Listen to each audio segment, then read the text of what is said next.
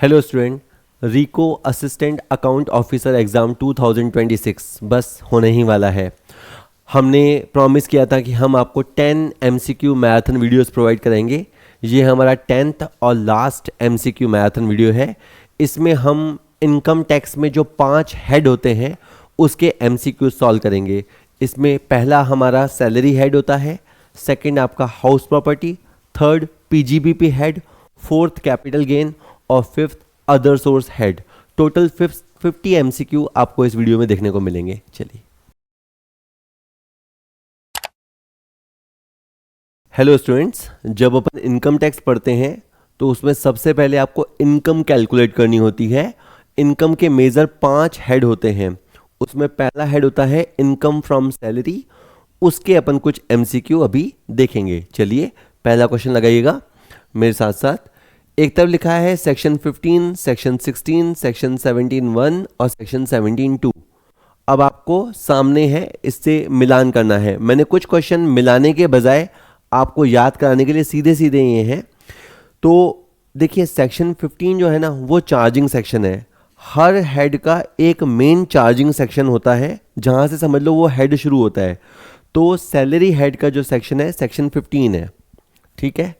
इसी तरह से जो आपका इसके बाद आता है हाउस प्रॉपर्टी हेड, उसका सेक्शन 22 है। ये याद करने हैं अच्छे से। आपका पीजीबीपी उसके बाद आता है, उसका सेक्शन 28 है। 28 का डबल करो तो 56 होता है। तो 56 आपका अदर सोर्स का है। इसके बीच में एक छूट गया, वो है कैपिटल गेन, उसका है सेक्शन 45। तो ये पांचों हेड के नाम तो आपको याद ही हैं, इनके चार्जिंग सेक्शन याद रखने हैं, ठीक है। तो वैसे एग्जाम में मिलाते, पर अभी अभी सीधा सीधा कर लेते हैं। ये आपका बेसिस ऑफ चार्ज है। सेक्शन 15 के आधार पे ही वेतन पे कर लगाते हैं। सिंपल बात है, जो बंदा सैलरी कमाता है, जॉब करता है, वो जो कमाएगा, अगर एक निश्चित इनकम से ज़्यादा कमाएगा तो उस पर टैक्स लगेगा। चार्जिंग सेक्शन 15 ये कहता है। सेक्शन 16 बात करता है कुछ डिडक्शंस के बारे में। जो बंदा सैलरी से इनकम कमाता है उसे कुछ डिडक्शंस मिलते हैं, 50,000 का या 75,000 का, और इसके अलावा 2 डिडक्शंस है। उसके बारे में सेक्शन 16 बात करता है। सेक्शन 17(1), 17(1) ये सैलरी को डिफाइन करता है कि सैलरी के अंदर क्या क्या शामिल है, सैलरी की परिभाषा देता है। और सेक्शन 17(2) जो है वो परिलब्धि या अनुलाभों, परक्विजिट्स को डिफाइन करता है, ठीक है। इसको मोटे तौर पे समझो। अगर आप कर्मचारी को कैश पैसा हाथ में देते हो तो उसे भत्ता बोलते हैं, अलाउंस बोलते हैं। और अगर आप उसको वो चीज़ दे देते हो तो फिर उसे अपन अनुलाभ या सुविधा कहते हैं। जैसे मान लो कि मैंने कर्मचारी को से फॉर एग्जांपल 2,000 रुपये दे दिए कि तू तेरे बच्चों को पढ़ाया कर, तो उसे अपन एजुकेशन अलाउंस कहेंगे।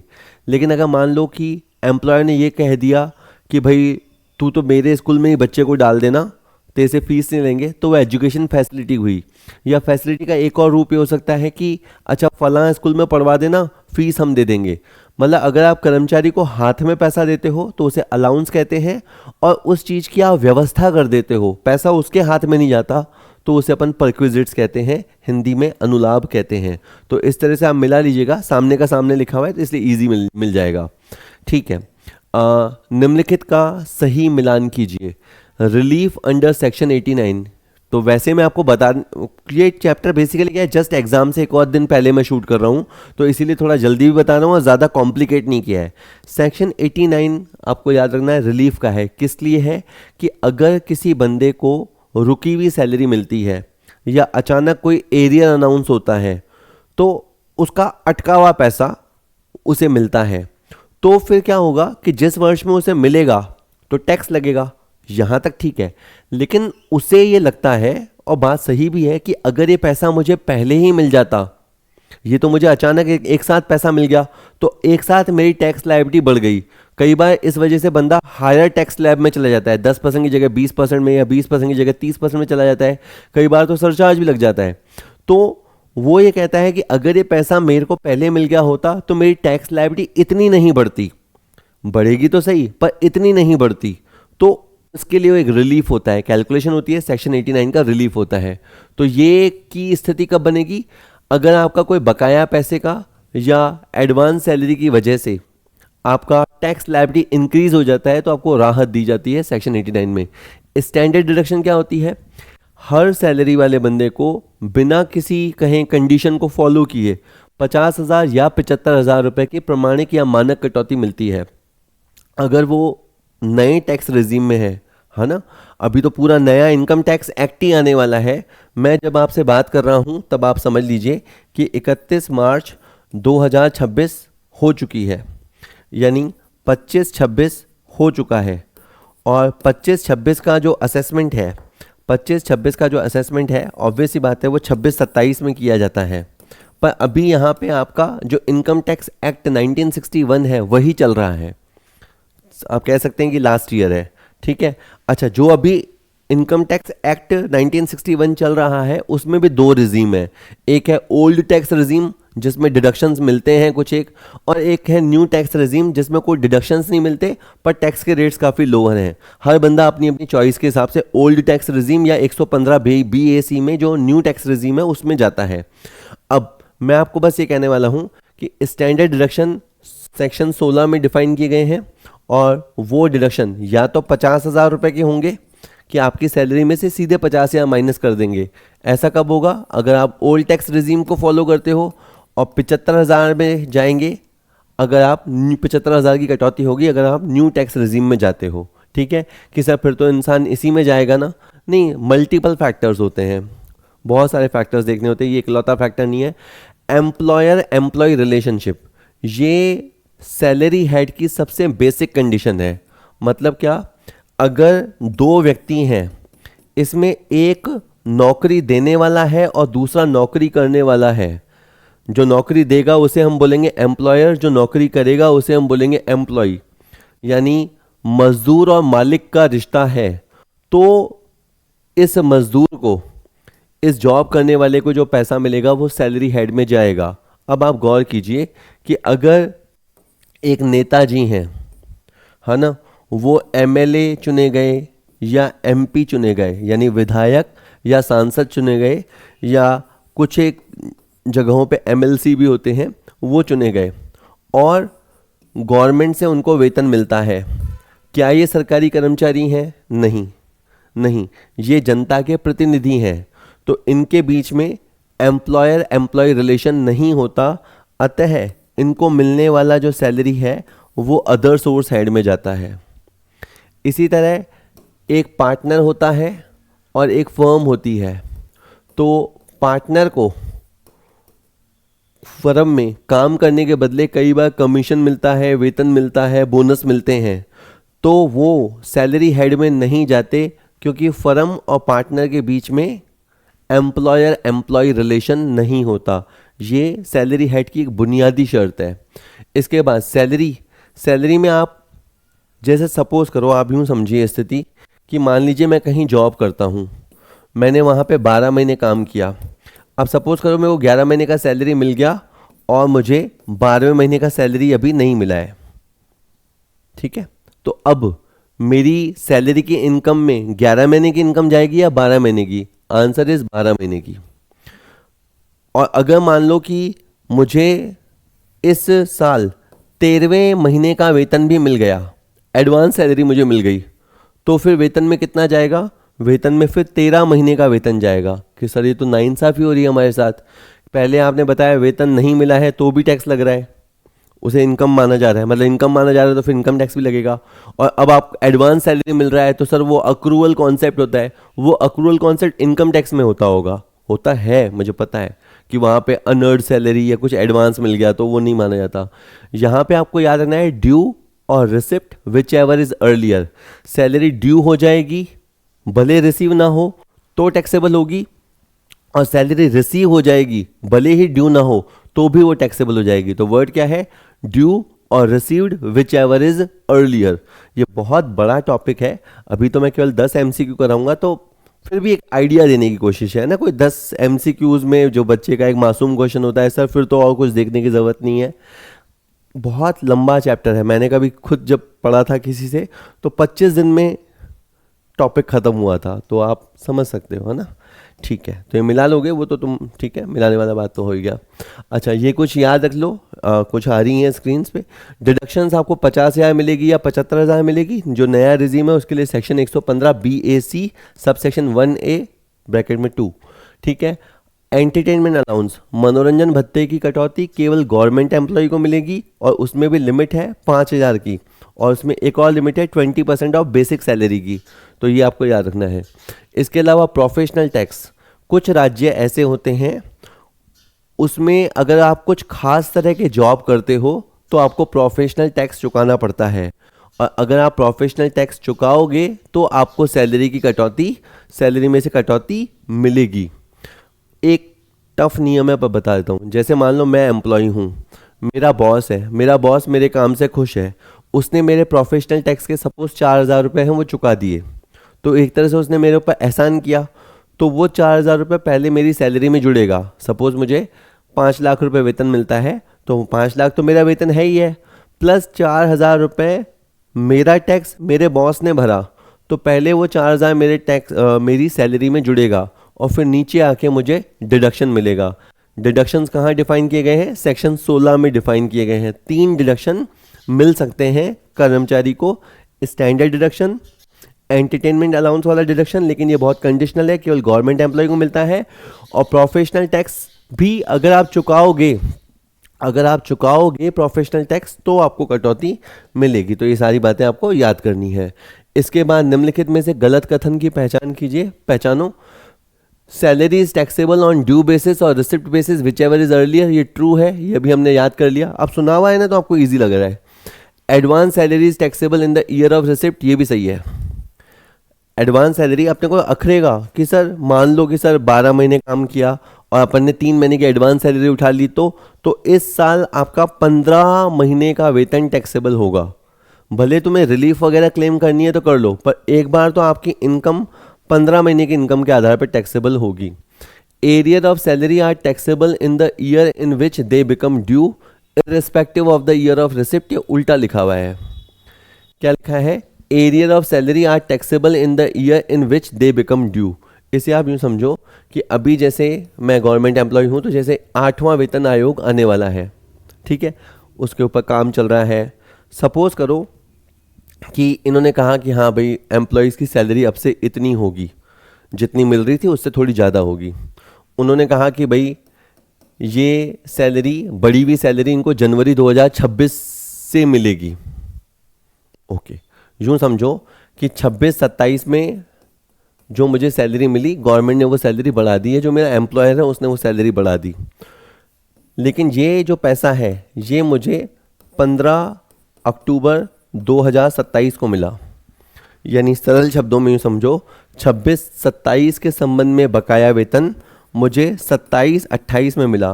तो पहली बात तो ये जो बकाया होगा, है ना, ये रिसिप्ट के वर्ष में टैक्सेबल होगा। जिस वर्ष मुझे बकाया वेतन प्राप्त होगा उस वर्ष में टैक्सेबल होगा। और इसे यूँ नहीं कहा जाएगा कि भाई है ना इनकी पुरानी फाइल खोलो और इनका 26-27 में टैक्सेबल करो, क्योंकि इसका जो संबंधित वर्ष है वो तो 26-27 है, तो ऐसा नहीं होगा। बकाया वेतन की आपको जब भी प्राप्ति होगी तो वो प्राप्ति वाले वर्ष में टैक्सेबल होगी, न कि ड्यू वाले ईयर में। और दूसरी बात है उसके बाद आपको सेक्शन 89 का रिलीफ मिलेगा। तो ये वाला जो है ये फॉल्स है, थोड़ा कठिन था आपके लिए। Double taxation of salary is not permitted under the income tax act, सही बात है। एक इनकम पे एक ही बार टैक्स लगता है। ये मैं आपको समझा दूं, जैसे मैं अभी एग्जांपल दे रहा था कि 12 महीने की सैलरी के साथ साथ मैंने 3 महीने की एडवांस सैलरी ले ली, तो इस साल जो है वो 15 महीने का वेतन जोड़ के उसके ऊपर इनकम टैक्स बनेगा। अब बच्चा सोचेगा कि सर फिर अगले साल फिर 12 महीने पर टैक्स लगेगा। नहीं, क्योंकि इसमें से 3 महीने तो इधर चले गए ना, तो अगले साल केवल 9 महीने की इनकम पे ही टैक्स लगेगा। तो एक सैलरी पे 2 बार टैक्स नहीं लग सकता। ठीक है, सिंपल था। तो आपको गलत स्टेटमेंट पता लग गया, सी वाला स्टेटमेंट जो गलत था। एक चिड़िया आई है पढ़ाई करने। नेक्स्ट निम्नलिखित का सही मिलान कीजिए। एडवांस सैलरी क्या है? ये प्राप्ति के वर्ष में टैक्सेबल होगी। ठीक है, 2-3 क्वेश्चन इसके रखे हैं। एडवांस सैलरी जब मिलती है तभी टैक्सेबल हो जाती है। अगर आप लोन फ्रॉम एम्प्लॉयर लोगे तो क्या इसे इनकम माना जाएगा? नहीं, इसे इनकम नहीं माना जाएगा। सपोज मेरी सैलरी 5 लाख रुपए है और मेरे घर पे कुछ काम था तो मैंने 2 लाख रुपए मेरे बॉस से उधार लिया, तो क्या मेरी सैलरी की इनकम 7 लाख मानी जाएगी? नहीं। ये जो 2 लाख रुपए लिया है इज अ लायबिलिटी। अकाउंट्स में भी ये होता है, इनकम टैक्स में भी ये होता है कि जो 2 लाख रुपए मैंने लिया है दिस इज लोन, ये मेरी सैलरी इनकम में नहीं जाएगा। तो ये केवल ऋण है, ये वेतन नहीं है। वेतन के विरुद्ध अग्रिम, ये वाली बात है कि सपोज मेरे को थोड़ा कैश क्रंच आ गया, कैश की किल्लत हो गई, तो मैंने बॉस को कहा सर वो आगे के 3 महीने का वेतन अगर आप मुझे एडवांस दे सकें तो फिर बाद में मत देना। ऑब्वियस ही बात है, कहने की ज़रूरत ही नहीं, बाद में देगा ही नहीं वो तो ये अगर आपने एडवांस अगेन सैलरी लिया है तो जिस वर्ष आपको प्राप्त है उसी वर्ष टैक्सेबल हो जाएगा। मतलब ड्यू होने वाले वर्ष के लिए वेट करने की ज़रूरत नहीं है, आपने इसी वर्ष उठा लिया तो वो फिर ये भी है, ऑब्वियस ही बात है, वो भविष्य में समायोजित करेगा ही करेगा।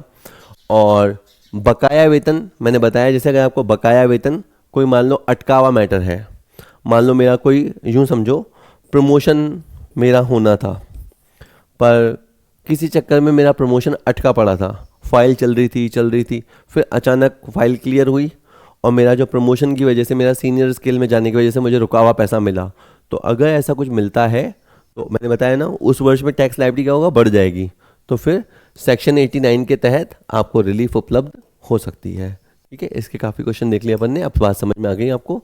इसके बाद देखो, entertainment allowance deduction is available only to government employ subject to prescribed limit, से बिल्कुल ठीक है। मनोरंजन भत्ते की कटौती एक तो केवल सरकारी कर्मचारियों को मिलेगी और वो भी एक लिमिट है 5,000 रुपये की, या 20% ऑफ बेसिक सैलरी वहीं तक ही मिलेगी। ठीक है। Professional tax is deductible if actually paid during the previous year, ये सही है। अगर आप किसी खास तरह के पेशे में हो और किसी खास तरह के राज्य में हो तो सकता है कि आपको पेशेवर कर या रोजगार पर कर देना पड़े, तो केवल ड्यू होने से आपको कटौती नहीं मिलेगी। जैसे कोई 4,000 गवर्नमेंट मेरे ऊपर मांगती है पर मैंने नहीं चुकाया तो मुझे कटौती नहीं मिलेगी, हाँ मैं चुकाऊंगा तो मुझे कटौती मिलेगी। Standard deduction is available from salary income to every salaried employ, बिल्कुल सही है कि मानक कटौती प्रत्येक वेतन भोगी कर्मचारी को मिलती है। अगर वो ओल्ड रिजीम ऑप्ट करेगा तो 50,000 रुपये सैलरी में से माइनस हो जाएंगे, और अगर वो न्यू रिजीम ऑप्ट करेगा तो 75,000 रुपये उसकी सैलरी में से माइनस हो जाएंगे। सपोज मेरी तनख्वाह 5 लाख रुपए है तो 75,000 रुपये माइनस करके मेरी इनकम फ्रॉम सैलरी 4.25 लाख मानी जाएगी। फिर 4.25 लाख पे इनकम टैक्स लगेगा या नहीं लगेगा, वो हर साल का जब बजट आता है तो उस बजट में बता दिया जाता है कि कितनी इनकम तक एग्जेम्प्ट होगा, कितनी इनकम टैक्सेबल होगी। Entertainment allowance deduction is available to every salaried employ without any condition, इसमें 2 बातें गलत लिखी हुई है। केवल इतना भी होता तो भी कि हर कर्मचारी को मिलती है। भाई अपने यहाँ तो देखो सरकारी कर्मचारी होते हैं, निजी क्षेत्र में कर्मचारी होते हैं। सैलरी वाले हेड के मामले में मैं कह सकता हूँ कि सरकारी कर्मचारियों को बहुत सारे प्रिविलेजेस मिलते हैं, बहुत सारे फ़ायदे मिलते हैं जो निजी क्षेत्र में नहीं होते। टैक्स के मामले में बता रहा हूँ। तो मनोरंजन भत्ते की जो कटौती है वो सभी कार्मिकों को नहीं मिलती। इसमें तो ये भी लिखा है बिना किसी कंडीशन के, उसमें कंडीशन भी है, सरकारी को ही मिलती है, उसमें कंडीशन भी है। तो ये वाला जो स्टेटमेंट है डी वाला स्टेटमेंट आपका फॉल्स है। अब मैं सॉरी जो बार मैं इधर लेफ्ट से राइट हो रहा हूँ इसलिए कि वहाँ पे चूं चूं की आवाज़ ज़्यादा आ रही है, होप आप भी सुन रहे होंगे लेकिन सुननी ना पड़े इसलिए। अब ये लिखा है मकान का किराया भत्ता और सामने लिखा है निर्धारित शर्तों के अधीन छूट उपलब्ध। आप यूँ समझो भत्ते मतलब मैंने बताया कि अगर बॉस जो एम्प्लॉयर है वो एम्प्लॉय को कुछ पैसे हाथ में देता है। फॉर एग्जांपल ये एक कर्मचारी है और इसको बॉस ने कहा कि मैं तेरे को 8,000 रुपये पर महीने का HRA दूंगा ताकि तू अच्छे से रह सके, क्योंकि दूसरे शहर से आया है, या चलो शहर की बात छोड़ दो, 8,000 रुपये पर महीना इसने कार्मिक को दिया HRA। क्वेश्चन ये होता है बच्चे के दिमाग में कि सर ये जैसे 8,000 रुपये इंटू 12 96,000 मिला, क्या ये पूरा टैक्सेबल होगा? तो माय आंसर इज़ नो, पूरा टैक्सेबल नहीं होगा। इसमें से कुछ अमाउंट एग्जेम्प्ट होगा।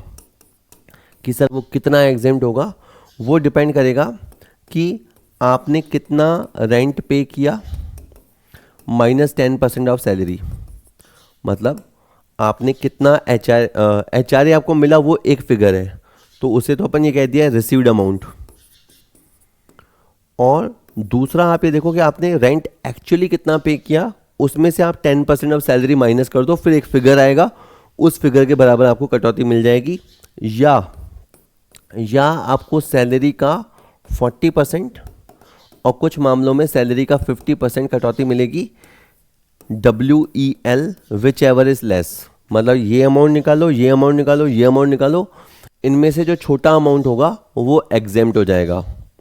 तो जैसे सपोज करो ये सारा कैलकुलेशन करके 60,000 आया, मान लो 60,000 आया, तो मुझे मिले कितने थे, 96,000 रुपये। इसमें से 60,000 मेरे एग्जेम्प्ट हो जाएंगे और बाकी टैक्सेबल हो जाएंगे।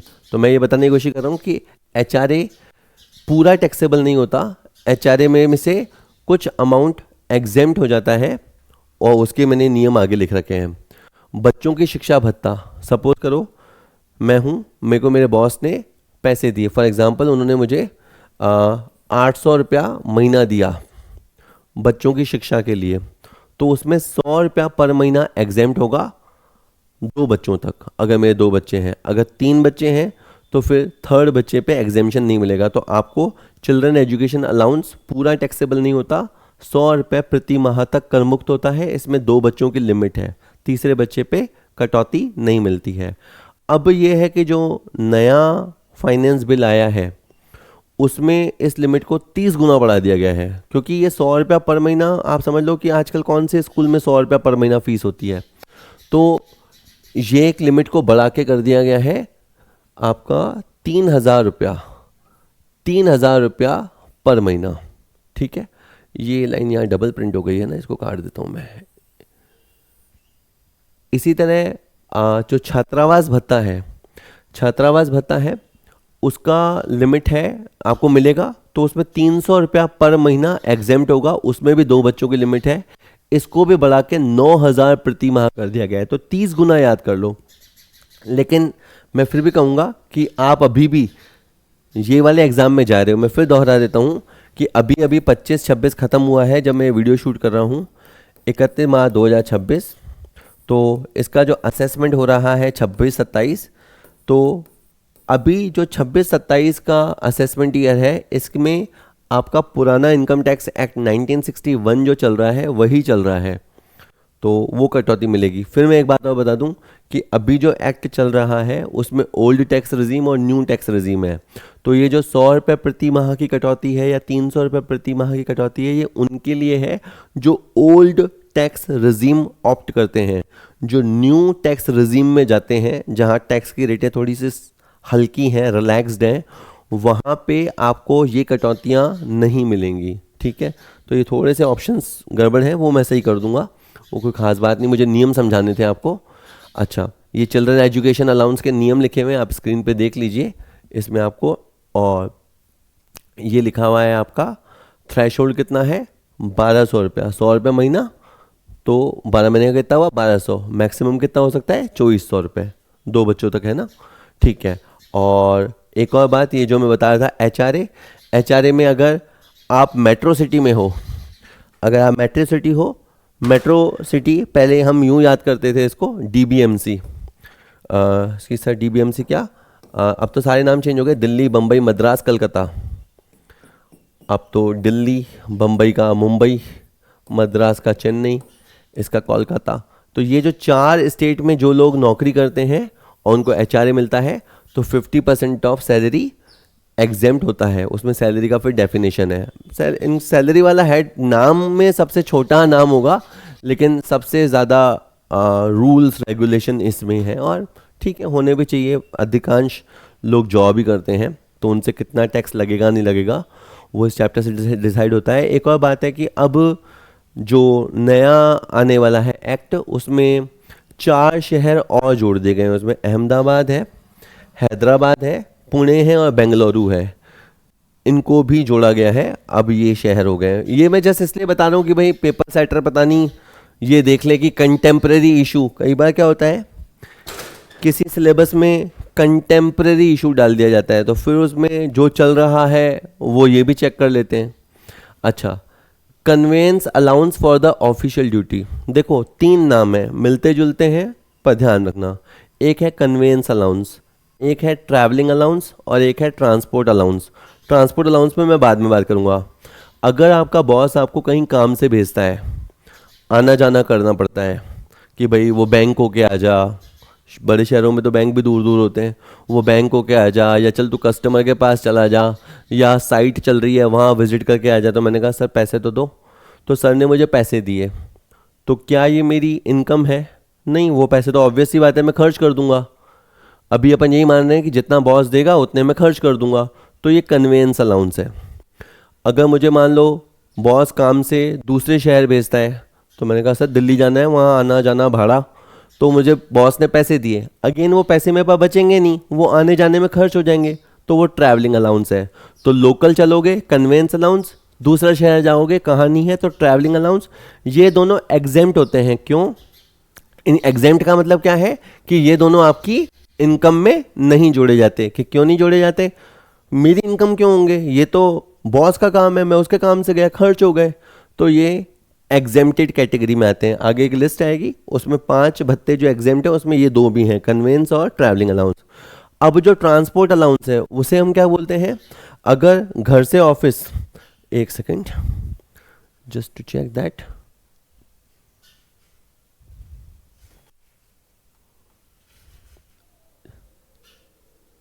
हेलो हेलो हेलो हेलो, हाँ सॉरी सॉरी।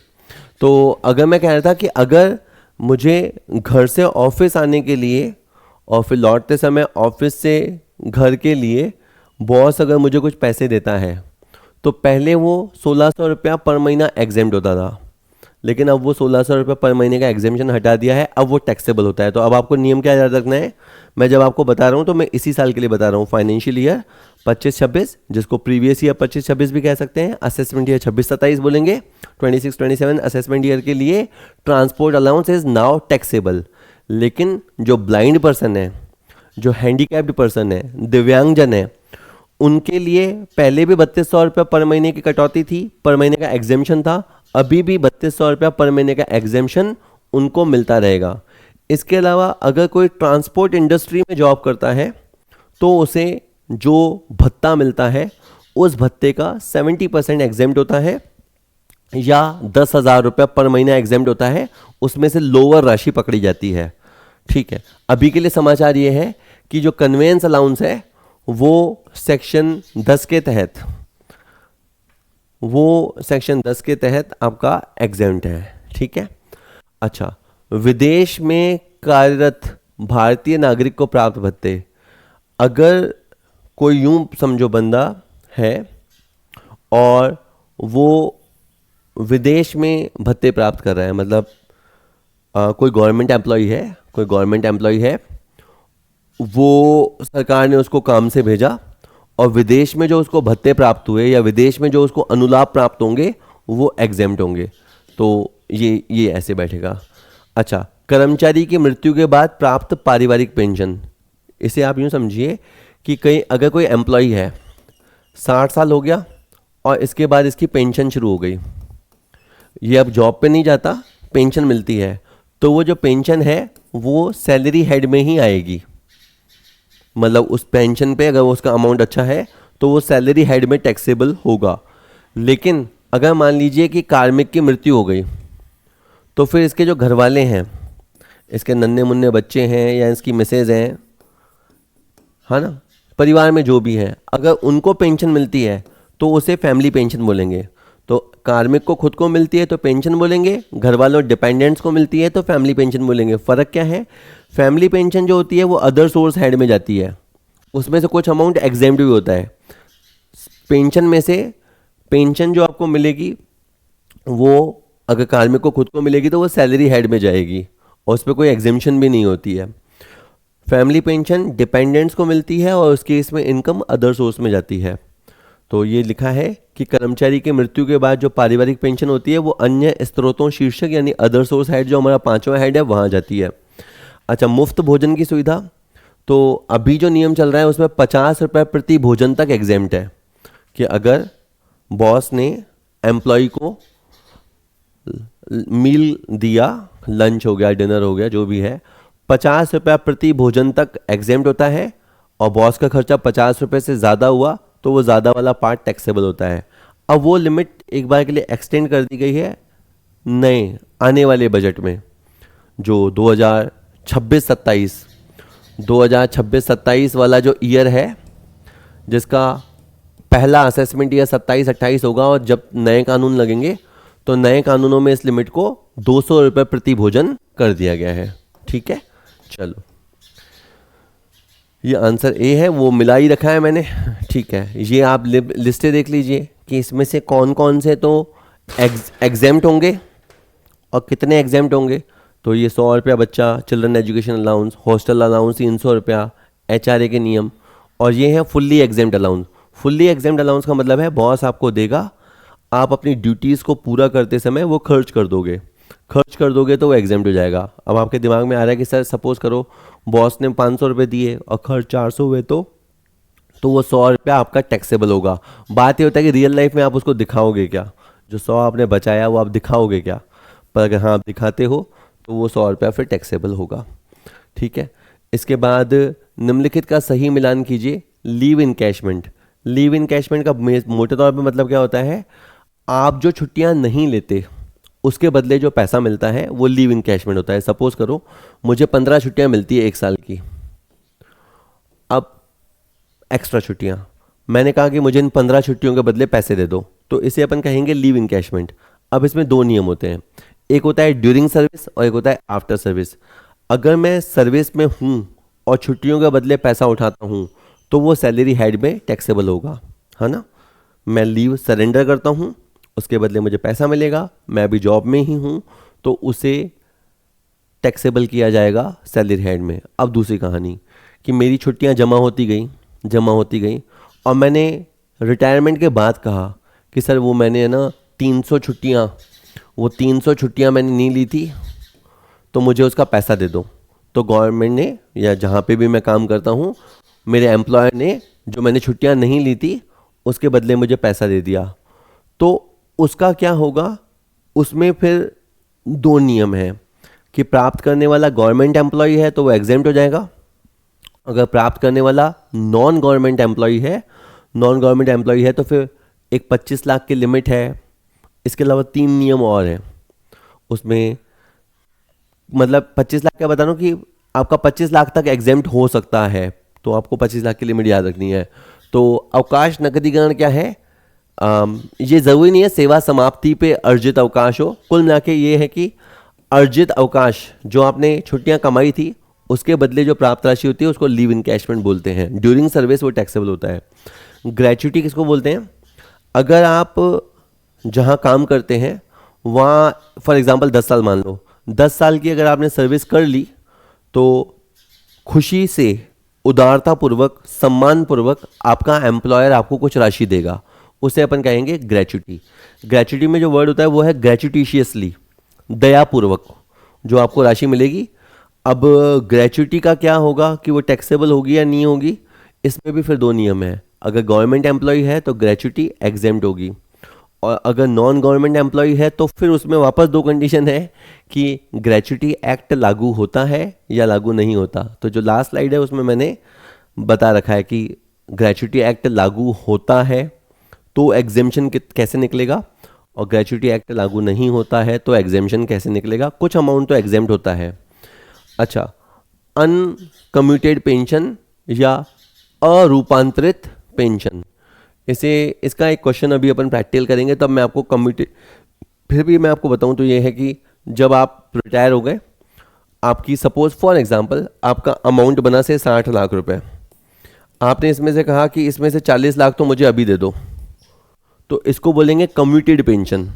और बाकी जो 20 लाख रुपए है इसको आपने कहा कि इसकी मेरी पेंशन बांध दो कि मुझे हर महीने 8,000, 10,000, 15,000 रुपया मिलता रहे, तो उसे अपन कहेंगे अनकम्यूटेड पेंशन। नियम ये है कि ये जो अनकम्यूटेड पेंशन वाला पार्ट है ये टैक्सेबल होता है, यानी जो टुकड़ों टुकड़ों में आप पेंशन लेते हो वो टैक्सेबल होता है, और जो कम्यूटेड पार्ट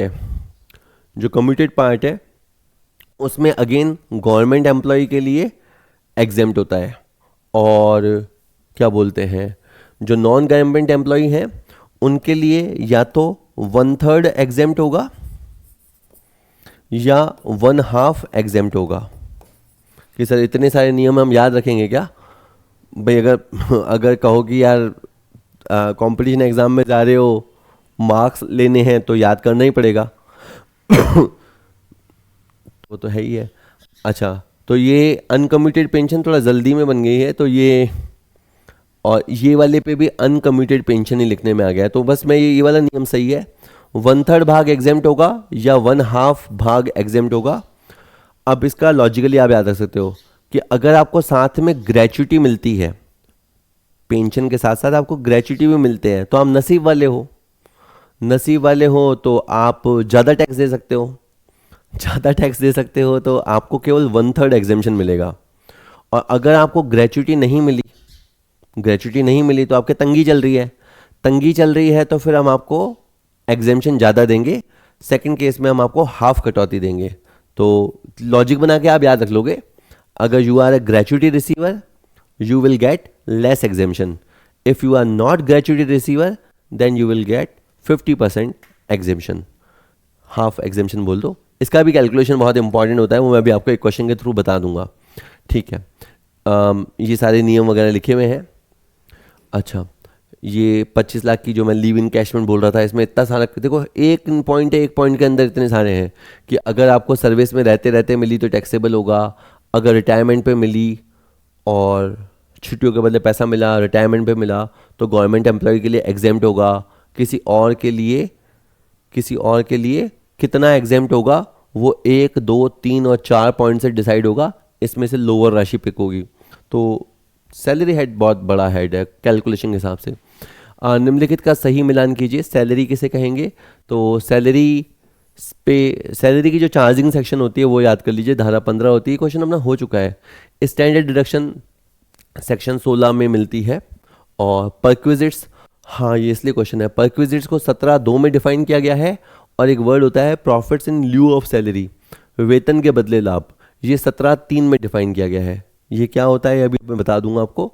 तो ये चारों सेक्शंस आपको याद रखनी है, 15, 16, 17(2) और 17(3). 17(2) में परक्विजिट्स को डिफाइन किया गया है और 17(3) में profit in lieu of salary. इसमें कुछ स्पेशल केसेस आते हैं, वो अभी बता देता हूँ मैं आपको।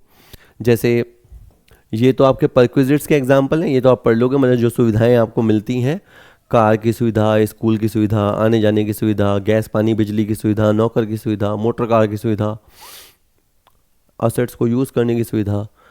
Profit in lieu of salary, इसमें अगर आपका जॉब चला जाता है या आपको कहें टर्मिनेट कर दिया जाता है, तो आपको जो कॉम्पनसेशन मिलेगा उसे हम बोलेंगे profit in lieu of salary. अच्छा, VRS, अगर कोई कर्मचारी VRS ले लेता है, से उसकी मान लो एज 60 की होती है रिटायरमेंट की, पर वो कहता है 55 साल में कि मैं तो सर जाना चाहता हूँ, वो चला जाता है 5 साल की अपनी जॉब छोड़ के, तो VRS के तहत जो उसको पैसा मिलेगा वो profit in lieu of salary कहलाएगा। एक अनरिकॉग्नाइज्ड प्रोविडेंट फंड होता है जिसको इनकम टैक्स एक्ट की मान्यता नहीं होती, तो URPF की मैच्योरिटी पे जो पैसा मिलता है उसमें भी 2 हिस्से होते हैं, एम्प्लॉयर्स कंट्रीब्यूशन और एम्प्लॉयज़ कंट्रीब्यूशन। तो जो एम्प्लॉयज़ कंट्रीब्यूशन होता है वो टैक्सेबल होता है और उसका जो ब्याज होता है वो भी टैक्सेबल होता है। कीमैन इंश्योरेंस पॉलिसी, कई बार आप बहुत काम के हो कर्मचारी, तो बॉस आपका इंश्योरेंस करवा देता है और इस इम्पॉर्टेंट आदमी को कीमैन बोलते हैं, जिसके पास सारी चाबियां हों, मतलब बहुत ही महत्वपूर्ण व्यक्ति, बीमा पॉलिसी। तो उस केस में अगर आपको पैसा मिलता है तो वो भी कहलाएगा profit in lieu of salary. और अमाउंट रिसीव्ड बिफोर और आफ्टर द एम्प्लॉयमेंट, तो ये कुछ खास सेक्शन ही है। सेक्शन 17(3) आप तो याद कर लो, ठीक है। अब एक कैलकुलेशन वाला क्वेश्चन देख लेते हैं, इंग्लिश में है केवल, पर आप समझ जाओगे। मिस्टर राजेश है जो कि एक नॉन गवर्नमेंट एम्प्लॉई है, प्राइवेट एम्प्लॉय मान लीजिए, है ना, और उसके ऊपर ग्रेच्युटी एक्ट 1972 है वो लागू होता है। वो 31 दिसंबर को रिटायर हो गया। अब मैं आपको पहले कहना चाहता हूँ कि अगर वो 31 दिसंबर 25 को रिटायर हो गया तो इसका मतलब है जनवरी 26 में, फरवरी 26 में और मार्च 26 में, इन 3 महीनों में उसे पेंशन मिलेगी, ठीक है, पेंशन मिलेगी। अच्छा, वैसे उसकी तनख्वाह कितनी है? 80,000 रुपये महीना। और जो DA है जो कि सेवा शर्तों के अंतर्गत है और रिटायरमेंट बेनिफिट्स के अंतर्गत जिसे कंसीडर किया जाता है, 20,000 है। इसे आप यूँ समझो सरल शब्दों में, 1 लाख रुपए का आदमी है, 1 लाख रुपया महीना कमाने वाला आदमी अभी अभी हमारे सामने रिटायर हुआ है और इसने 25 साल की जॉब की है और ये कि इसको 14 लाख रुपए बॉस ने खुश होके ग्रेच्युटी के तौर पे दिए हैं और पेंशन इसकी जो तय हुई थी वो थी 40,000 रुपया महीना। तो 40,000 रुपया महीना मतलब इसने 3 महीने में 1,20,000 रुपया उठाया।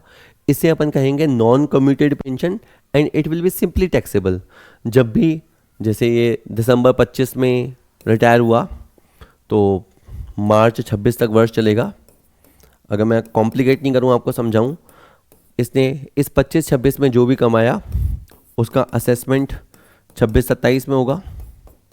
इसने जो 9 महीने सैलरी कमाई वो, और ये जो 3 महीने की अभी अभी इसको पेंशन मिली है वो सब इसके सैलरी हेड की इनकम में जोड़ा जाएगा। टैक्स लगेगा नहीं लगेगा वो स्लैब पे निर्भर करता है। ये तो हो गई एक बात, इतना तो आपको समझ में आ गया। अब मैं मेन बात जिसके लिए क्वेश्चन लिया है वो बता रहा हूँ। एक्चुअली क्या है, he commuted 75% of his pension and received 36 lakh rupee commuted pension. अब 75% का मतलब वैसे 3/4 होता है। यूँ समझो कि इसका ये है फंड, ये इसका एक फंड वैल्यू है। इसने क्या किया, फंड वैल्यू का 75% कहा मेरे को अभी दे दो, मेरे घर में शादी है या मकान बनाना है, 75% मुझे अभी दे दो। तो आप ये समझो कि 36 लाख रुपए से मिला है तो यहाँ तो वैल्यू ज़्यादा रही होगी, 36 लाख तो उसको मिला ही है। मैं करता हूँ 36 इंटू 75 का मैंने उल्टा कर दिया, रेसिप्रोकल 100/75। 100/75 इसको आप सॉल्व करोगे तो यू विल फाइंड 48 लाख कि इसकी जो फंड वैल्यू है वो 48 लाख रुपए रही होगी।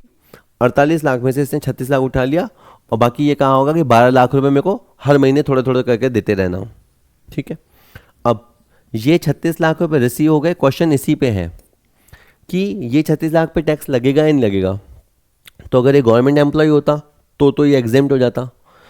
अच्छा, ये नॉर्मल एम्प्लॉय है तो सर, तो इसमें या तो 1/3 या 1/2 का नियम लगेगा कि सर कौन सा लगाओगे। चूंकि मैंने क्वेश्चन पढ़ते समय देखा कि इसको ग्रेच्युटी मिलती है, इसको ग्रेच्युटी मिलती है, तो फिर क्या होगा, तो ग्रेच्युटी मिलती है, पैसे वाला आदमी है तो इसको कटौती कम मिलेगी, इसको कटौती मिलेगी 1/3। 1/3 लोग गलती करते हैं कि 1/3 36 पे निकाल देते हैं। आपको 36 पे नहीं निकालनी है, 1/3 आपको 48 पे निकालनी है।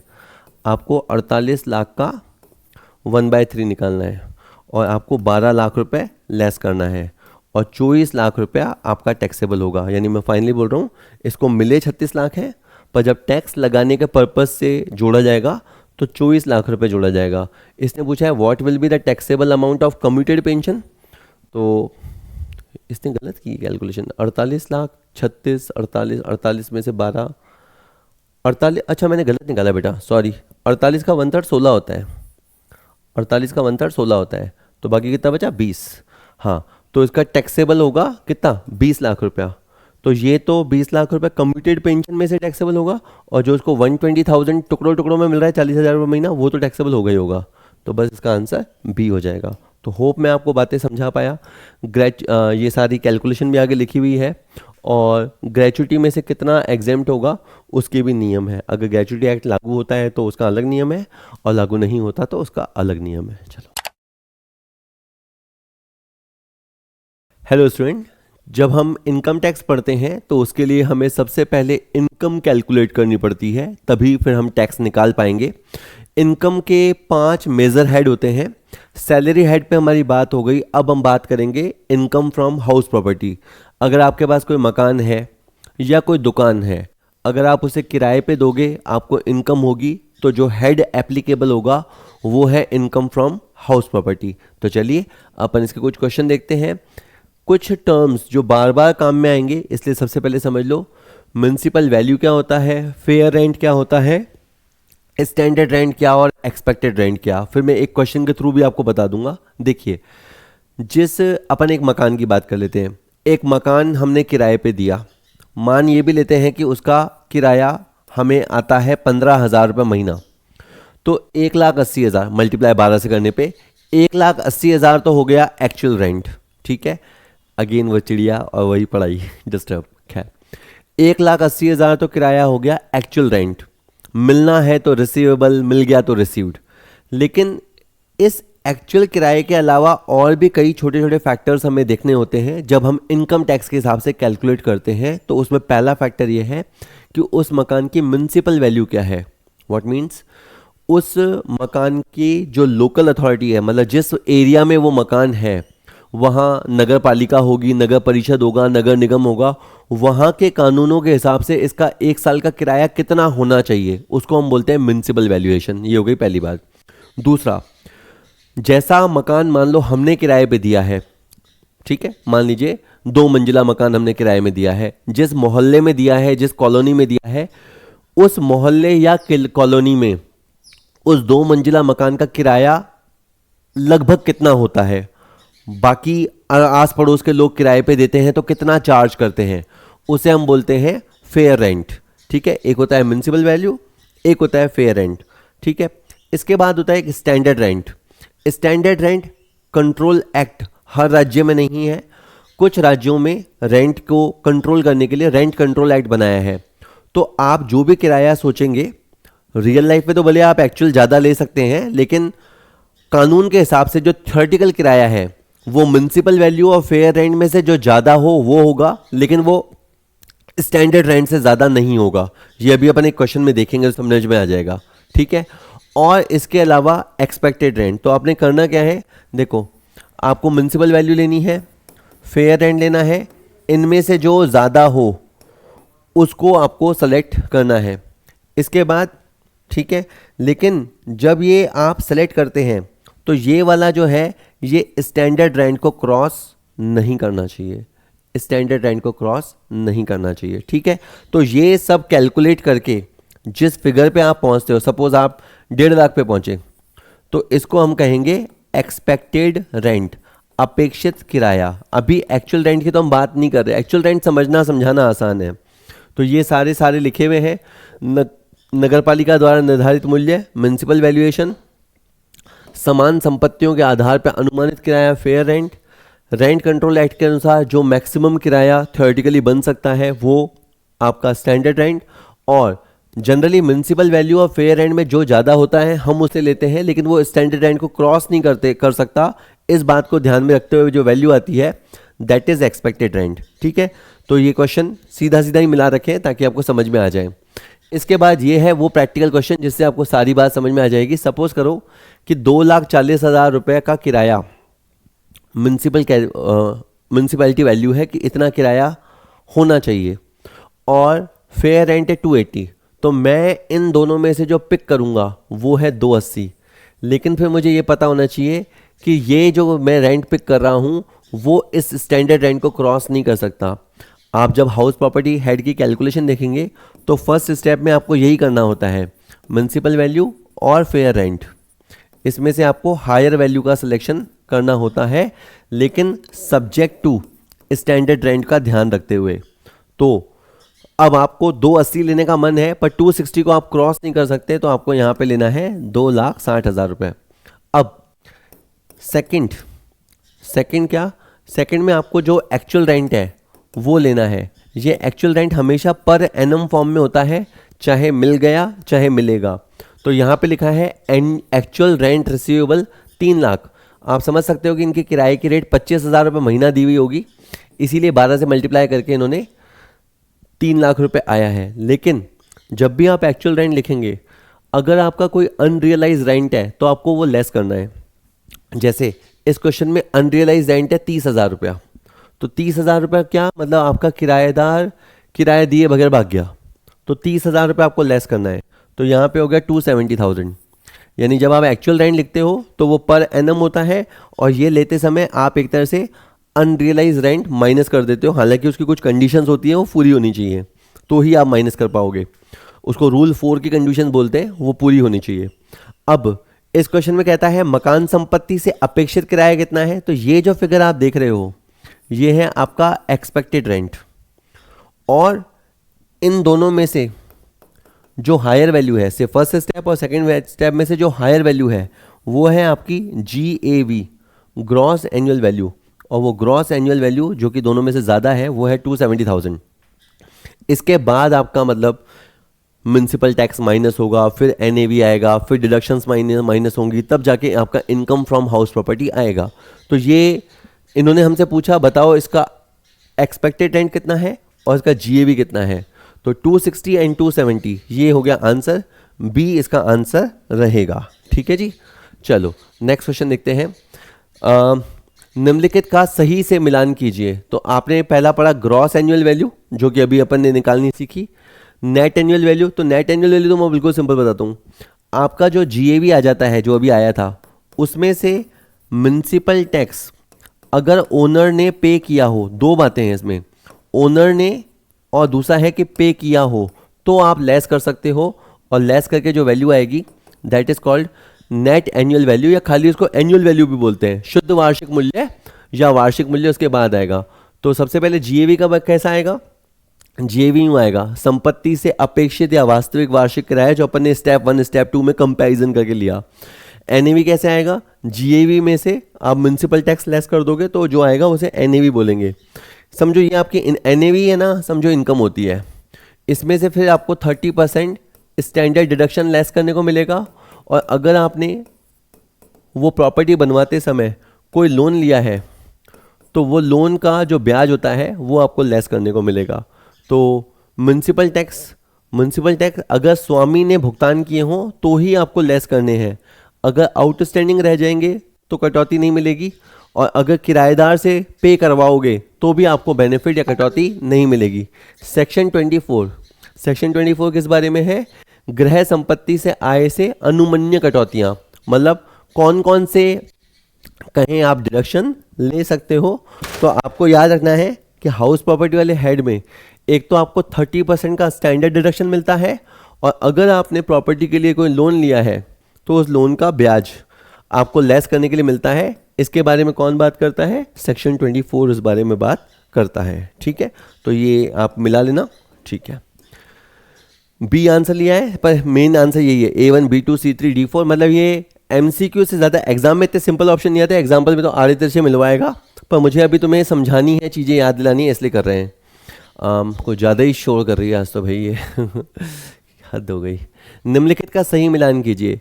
पहले वर्ड है स्व अधिकृत या स्वयं के उपयोग हेतु मकान। इसका सिंपल फंडा ये है कि अगर आपके पास एक मकान है जिसमें आप रहते हो, मान लो मेरे पास 2 मकान है, एक मकान है जो मैंने किराए पे दे रखा है, उसको मैं बोलूँगा लेट आउट प्रॉपर्टी। एक मकान है जिसमें मैं खुद रहता हूँ, उसको अपन बोलेंगे सेल्फ ऑक्यूपाइड प्रॉपर्टी। तो सेल्फ ऑक्यूपाइड प्रॉपर्टी से इनकम क्या होगी, कुछ नहीं होगी, क्योंकि हम खुद ही रह रहे हैं। तो सेल्फ ऑक्यूपाइड प्रॉपर्टी के साथ आपको याद रखना कि इसका एनएवी 0 माना जाएगा। हकीकत में क्या होता है, इसका जीएवी 0 होगा, और जस्ट अ मिनट, हाँ ठीक है, इसकी एनएवी याद रख लो सर, हाँ इसकी एनएवी 0 मानी जाएगी। और सेल्फ ऑक्यूपाइड प्रॉपर्टी में एक्चुअली क्या होता है, एनएवी तक 0 होता है, और उसके बाद आप 30% स्टैंडर्ड डिडक्शन निकालोगे तो वो भी ऑटोमेटिक 0 हो जाएगा। हाँ, इसके ऊपर आप इंटरेस्ट की कटौती ले सकते हो। तो जो सेल्फ ऑक्यूपाइड मकान है उसकी इनकम नेगेटिव हो सकती है, क्योंकि अगर आपने उस घर को बनाने के लिए लोन लिया है तो उस लोन का जो आप ब्याज चुकाओगे या चुकाना है उसकी आपको कटौती मिलेगी। तो सेल्फ ऑक्यूपाइड प्रॉपर्टी की जो इनकम है, फाइनल इनकम, वो नेगेटिव हो सकती है। हाँ, ये बात इससे पहले सही है कि एनएवी 0 माना जाता है। अब ये है जो लेट आउट प्रॉपर्टी है, उसमें अगर ऑब्वियस ही बात है, अगर आपने मकान को किराए पे दिया है तो जो इनकम आएगी वो टैक्सेबल होगी, और इसके ऊपर ये वाला हेड एक्टिवेट होगा, इनकम फ्रॉम हाउस प्रॉपर्टी। जैसे जॉब करने से जो हम पैसा कमाते हैं उस पर सैलरी हेड एप्लीकेबल होता है, उसी तरह कोई बिल्डिंग, चाहे मकान हो, दुकान हो, वो किराए पे देने से जो इनकम होती है तो आपका हाउस प्रॉपर्टी हेड एप्लीकेबल होता है। इसके बाद है अपेक्षित रेंट, ये तो बोल ही चुका, municipal value, fair rent, whichever is higher but subject to standard rent, ये हो गया। और एक्चुअल रेंट, ऑब्वियस सी बात है, ये तो हम जो अपना टेनेंट आता है, किराएदार आता है, उससे जो हम चार्ज करते हैं उसे हम एक्चुअल रेंट कहते हैं। लेकिन ये लिखते समय जब हम कैलकुलेशन में लिखते हैं तो उस समय आपको जो न वसूल हुआ किराया है, अनरियलाइज रेंट है। जैसे अकाउंट्स में जैसे आप बैड डेट्स कहते हो कि आपने उधार दिया और ग्राहक आपको पैसे नहीं दे रहा, और यहाँ ऐसा हुआ कि किराएदार आपके पास रहा और बिना किराया दिए अचानक रातों रात मकान खाली करके भाग गया, आपका 2-3-4 महीने का किराया डूब गया, तो उसे अपन अनरियलाइज रेंट कहेंगे, वो अपने को लेस करना है। और इसके बाद बात करें, सॉरी भाई थोड़ा ज़्यादा डिस्टर्ब कर रहे हैं, तो मेरे तो थोड़ा ये प्रॉब्लम होता है कि अगर मैं बोल रहा हूँ और मेरे अलावा कोई भी साउंड आता है तो मुझे बड़ी तकलीफ रहती है। हो सकता है आपको इरिटेट नहीं कर रही हो, बट अच्छा, सेक्शन 22, 23, 24A, 24B किस बारे में है?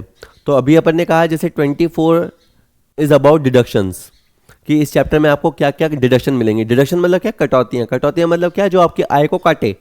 तो 24A में तो 30% फ्लैट स्टैंडर्ड डिडक्शन है, यानी आप इसे यूँ समझिएगा नियम से। सपोज करो मेरे को एक मकान से इनकम आती है 5 लाख रुपए, लेकिन मेरे को रिपेयर पे पैसा खर्च करना पड़ता है, मैंने वहाँ गार्ड बिठा रखा है, उसका खर्चा होता है, कलेक्शन चार्जेस होता है, मेंटेनेंस होता है, इन सब को इनकम टैक्स वाले कंसीडर नहीं करते। वो सीधा ये मानते हैं कि आपकी 5 लाख की इनकम है, आपकी 5 लाख की इनकम है, तो जस्ट अ मिनट, इसमें से सीधा 30% लेस कर दो, और ये कि आपकी बाकी की इनकम 3.5 लाख रुपए मानी जाएगी। तो ये 24A में 30% स्टैंडर्ड डिडक्शन के बारे में लिखा हुआ है। और 24B किस बारे में है कि जैसे सपोज करो मैंने जो मकान किराए पे दे रखा है, उस मकान को खरीदने के लिए या बनवाने के लिए मैंने लोन लिया था, और उस लोन का ब्याज जा रहा है, तो वो ब्याज आपको लेस करने को मिलेगा। और ये लॉजिकल भी है, क्योंकि देखो ये देखो मेरा सीधा हाथ है ना, किसी इनकम को पाने के लिए अगर कोई खर्चा किया जाता है तो वो लेस होगा, क्योंकि हाउस प्रॉपर्टी से मैं कमा रहा हूँ, वो मेरी इनकम है, पर उस हाउस प्रॉपर्टी को अक्वायर करने के लिए जो मैंने लोन लिया, तो उसका जो ब्याज है वो मेरा खर्चा है। तो इनकम टैक्स में जैसे आप बिजनेस की इनकम निकालोगे, तो बिजनेस की इनकम यानी रेवेन्यू देखी जाती है, तो बिजनेस में जो अलाउड एक्सपेंसेस हैं उनको भी देखा जाएगा। तो जैसे बिजनेस में अलाउड एक्सपेंस देखा जाता है, उसी तरह हाउस प्रॉपर्टी में जो इंटरेस्ट है, उसको बोलते हैं इंटरेस्ट ऑन बोरोड कैपिटल, वो अलाउड है। ठीक है, अच्छा। और इससे पहले जो पिछला वीडियो भी था उसमें मैंने बताया था कि आपको सभी हेडों की चार्जिंग सेक्शन याद रखनी है। जैसे जो सैलरी है उसका चार्जिंग सेक्शन 15 था, वैसे ही जो हाउस प्रॉपर्टी है उसका चार्जिंग सेक्शन 22 है। आपका बिजनेस वाला है PGBP, profit and gain from business profession, उसका चार्जिंग सेक्शन 28 है। आपका अदर सोर्स है, उसका चार्जिंग सेक्शन 58 है, और इसके बीच में कैपिटल गेन है, उसका चार्जिंग सेक्शन 45 है। तो ये सारे सेक्शंस आपको याद रखने हैं। ठीक है, और सेक्शन 23 में बताया गया है कि आप एनुअल वैल्यू कैसे कैलकुलेट करेंगे, NAV कैसे डिटरमिन करेंगे। तो वो जो टेबल अपन ने देखी, municipal value, fair rent, standard rent का ध्यान रखना, एक्चुअल रेंट का ध्यान रखना, म्युनिसिपल टैक्स लेस करना, ये सब सेक्शन 23 में बताया गया है कि आप कैसे कैलकुलेट करेंगे एनुअल वैल्यू को, जिसको अपन नेट एनुअल वैल्यू कहते हैं। ठीक है, नेक्स्ट क्वेश्चन देखते हैं। Pre construction interest, post construction interest. तो इसे आप यूँ समझिए एक कहानी के थ्रू कि मैंने 1 मई 2022 को लोन लिया, और ये कि 11 जुलाई 2025 को मेरा मकान बनके तैयार हुआ। तो 11 जुलाई से पहले जो मार्च आती है वो है 31 मार्च 2025। तो मैं बस आपको समझाना चाहता हूँ कि 1 मई 2022 को आपने लोन लिया, और जिस वर्ष मकान बना उससे पहले की 31 मार्च, यहाँ से लेके यहाँ तक का पीरियड है, जितना भी ये पीरियड होता है वो कहलाएगा प्री कंस्ट्रक्शन पीरियड। उसका इंटरेस्ट आपको कैलकुलेट करना है, और उसका इंटरेस्ट कैलकुलेट करके आपको 1/5 डिडक्शन मिला करेगी। जैसे आपका मकान तैयार हुआ है 25-26 में, जैसे कि आप देख रहे हो कि आपका मकान तैयार हुआ है 25-26 में, तो 26-27, 27-28, 28-29, 29-30, 30-31, 5 कंसेक्यूटिव ईयर्स तक आपको प्री कंस्ट्रक्शन पीरियड के इंटरेस्ट की 1/5 के बराबर डिडक्शन मिलेगी। सपोज इस पीरियड का इंटरेस्ट 2 लाख होता है, तो आप 2 लाख का डिडक्शन लेना चाहते हो, पर 1/5 करेंगे 40,000 ऐसे करके आपको कटौती मिलती जाएगी निर्माण के वर्ष से शुरू करके। अच्छा, पोस्ट कंस्ट्रक्शन इंटरेस्ट किसको बोलेंगे? 31 मार्च 2025 के बाद का जो ब्याज है, अगर मान लो लोन उसके बाद भी चालू है 25-26 का, 26-27 का, तो वो जो ब्याज होगा वो कहलाएगा पोस्ट कंस्ट्रक्शन इंटरेस्ट। तो प्री और पोस्ट, पोस्ट की तो कोई दिक्कत ही नहीं है, पोस्ट कंस्ट्रक्शन लोन पे या ब्याज पे तो आपको पूरी सीधी कटौती मिलेगी। प्री में 1/5 का रूल है। अच्छा, जो सेल्फ ऑक्यूपाइड प्रॉपर्टीज़ है उसमें आपको 2 लाख रुपए से ज़्यादा डिडक्शन नहीं मिलेगी। यानी अगर मेरा खुद का मकान है, खुद का मकान से इन द सेंस मेरा मकान है जिसमें मैं रहता हूँ, तो ऐसे मकान की इनकम ज़ीरो होती है, स्टैंडर्ड डिडक्शन भी जीरो ही हो जाएगी क्योंकि जीरो का 30% निकालोगे तो। इंटरेस्ट हो सकता है कि मैंने बहुत अच्छा बंगला बनवाया, मान लीजिए बनवा लिया, और ये भी कि 25 लाख रुपए का मैंने लोन लिया, और ये भी कि 2.5 लाख उसका ब्याज है। 2.5 लाख अगर ब्याज भी है तो भी मुझे यहाँ 2 लाख रुपए ही लेस करने दिया जाएगा। और कुछ मामलों में जैसे मैंने मकान को ख़रीदा या बनवाया नहीं है बल्कि रिपेयर वगैरह करवाया है, रिनोवेशन करवाया है छोटा मोटा, तो उस केस में 30,000 रुपये से ज़्यादा लेस करने को नहीं मिलेगा। ठीक है। और किराए पर दी गई संपत्ति, अगर आपकी प्रॉपर्टी लेट आउट है तो फिर आप इंटरेस्ट की अनलिमिटेड डिडक्शन ले सकते हो। मतलब सेल्फ ऑक्यूपाइड प्रॉपर्टी के केस में जो इंटरेस्ट का डिडक्शन है वो 2 लाख रुपए तक ही हो सकता है। पर अगर मान लो मैंने कोई प्रॉपर्टी बनवाई, किराए पे दे दी, और उस प्रॉपर्टी के संबंध में मैंने 3 लाख का ब्याज चुकाया, तो मुझे 3 लाख रुपए लेस करने को मिलेगा। एक खास बात और है कि इंटरेस्ट का डिडक्शन आपको मिलता ही मिलता है। मिलता ही मिलता है ऐसा मतलब है अगर मैंने इंटरेस्ट सपोज बैंक को चुका दिया तो भी मुझे डिडक्शन मिलेगा, और अगर मैंने इंटरेस्ट नहीं चुकाया, इंटरेस्ट आउटस्टैंडिंग है, तो भी मुझे डिडक्शन मिलेगा। म्युनिसिपल टैक्स का पेमेंट ज़रूरी है। पिछले चैप्टर में हमने प्रोफेशनल टैक्स पढ़ा सैलरी में, तो उसका पेमेंट ज़रूरी है, लेकिन इंटरेस्ट की कटौती ओनर को तब भी मिल जाएगी जब लोन पे ब्याज बाकी हो। तो ये सारी बातें आप ध्यान रखेंगे। अच्छा, नेक्स्ट इज एक वर्ड है कंपोजिट रेंट, इसके बाद एक वर्ड है like rent of building only, next is rent received by subletting, and last is income derived solely from the leasing out land. 4 नियम है। देखो, कंपोजिट रेंट किसको बोलेंगे? अगर आप मकान के साथ कुछ सुविधाएं देते हो, उसका भी किराया चार्ज करते हो, तो वो जो रेंट कहलाएगा उसे कंपोजिट रेंट कहेंगे। कि जैसे मान लो मैंने किसी को मकान दिया, साथ में उसको फर्नीचर वगैरह भी दे दिया, उसके अंदर और भी मेरे बहुत सारे इक्विपमेंट लगे हुए हैं, जैसे एसी लगा हुआ है और भी सुविधाएं हो सकती है, जैसे अलमीरा वगैरह है, वार्डरोब वगैरह बहुत अच्छा सा है, डेकोरेटेड है, सोफ़ा, ये सब के साथ दे दिया, तो आपको मतलब केवल मकान का किराया नहीं मिल रहा, बल्कि आपने जो उसको सुविधाएं दी, सपोज को लिफ्ट की सुविधा दे दी, गार्ड की सुविधा दे दी, तो ये जो किराया आएगा उसे फिर कंपोजिट रेंट कहेंगे। यहाँ से फिर 2 सिचुएशन बनेगी। सपोज आप उससे 30,000 रुपये महीने का किराया चार्ज कर रहे हो, और ये मान लेते हैं कि अग्रीमेंट में साफ लिखा है कि 20,000 रुपये तो जो आप ले रहे हो दैट इज़ फॉर बिल्डिंग, और बाकी जो 10,000 रुपये है that is for facilities.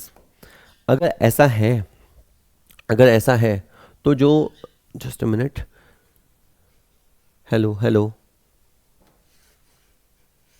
Hello hello hello hello hello hello hello hello hello हाँ, तो अगर ये जो 20,000 किराया ले रहे हो दैट इज़ फॉर, ये तो जाएगा हाउस प्रॉपर्टी में, और ये जो सुविधाओं का किराया आप ले रहे हो ये जाएगा अदर सोर्स में। ये हो गई एक बात। सपोज करो आपने तो बस मकान दे रखा है, मकान के साथ सुविधाएं दे रखी है, लेकिन क्लियर कट अग्रीमेंट नहीं है, मतलब अमाउंट सेपरेबल नहीं है, पता नहीं चल रहा कि कितना किराया आप घर का ले रहे हो, बिल्डिंग का ले रहे हो, और कितना किराया आप सुविधाओं का ले रहे हो, इनको अलग अलग नहीं किया जा सकता। तो फिर ये पूरी इनकम अदर सोर्स में जा सकती है, या ये पूरी इनकम पीजीबीपी में जा सकती है। अगर ऐसा करना आपका पेशा है, मतलब आपका बिजनेस का मॉड्यूल ही है कि आप बना बना के चीज़ों को फर्निश्ड फ्लैट्स किराए पे देते हो, ये भी एक बिजनेस मॉडल होता है। जैसे एक बिजनेस मैंने सुना था कि उसमें हम एक बड़ा एरिया खरीद लेते हैं, उसमें छोटे छोटे ऑफिसेज बना देते हैं, उस ऑफिसेज में कंप्यूटर लैपटॉप समेत फर्नीचर समेत वो एरिया लेट आउट कर देते हैं, ये उनका बिजनेस है। तो फिर इनकम बिजनेस में भी जा सकती है, अदर सोर्स में भी जा सकती है, और किराया अगर सेपरेबल है तो फिर बिल्डिंग का किराया हाउस प्रॉपर्टी में और सुविधाओं का किराया अदर सोर्स में। अच्छा, अगर आपने केवल बिल्डिंग किराए पे दी है, जो जनरली हम किराएदारी देखते हैं, उसमें क्या होता है, एक बिल्डिंग होती है, दुकान होती है जो हम किराए पे देते हैं, तो वो इनकम कहाँ जाएगी, उससे होने वाली हाउस प्रॉपर्टी हेड में टैक्सेबल होगी। अब अपन ये कहानी मानते हैं कि जैसे ये एक आदमी है, इसने एक बिल्डिंग इसको किराए पे दी। इस वैसे तो जनरली क्या होता है कि सब लेटिंग होती ही नहीं है, इसको दिए किराए पे तो यूज़ इसी को करनी है, लेकिन मान लो कि इसने किसी और को किराए पे दे दी। मान लीजिए कि यहाँ से ये 15,000 रुपये महीना चार्ज कर रहा है और ये आगे इसको 20,000 महीने के किराए पे चढ़ा देता है। तो आप देख रहे हो, इस बंदे ने, बीच वाले बंदे ने, पहली बात तो बीच वाले बंदे को बोलेंगे ये वैसे किराएदार है, और ये जो है इसको बोलेंगे उप किराएदार। तो इस उप किराएदार से जो 5,000 रुपये महीना कमा रहा है डिफरेंस, ये ओनर नहीं है। हाउस प्रॉपर्टी हेड के लिए, हाउस प्रॉपर्टी हेड के एक्टिवेट या एप्लीकेबल होने के लिए व्यक्ति का ओनर या डीम्ड ओनर होना ज़रूरी है। तो ये व्यक्ति तो खुद एक टेनेंट है, खुद एक किराएदार है, तो ये जो इनकम कमाएगा उस इनकम को अदर सोर्स हेड में टैक्सेबल किया जाएगा। तो किराएदार जो किराया कमाता है बाय द वे, वो अदर सोर्स हेड में जाता है।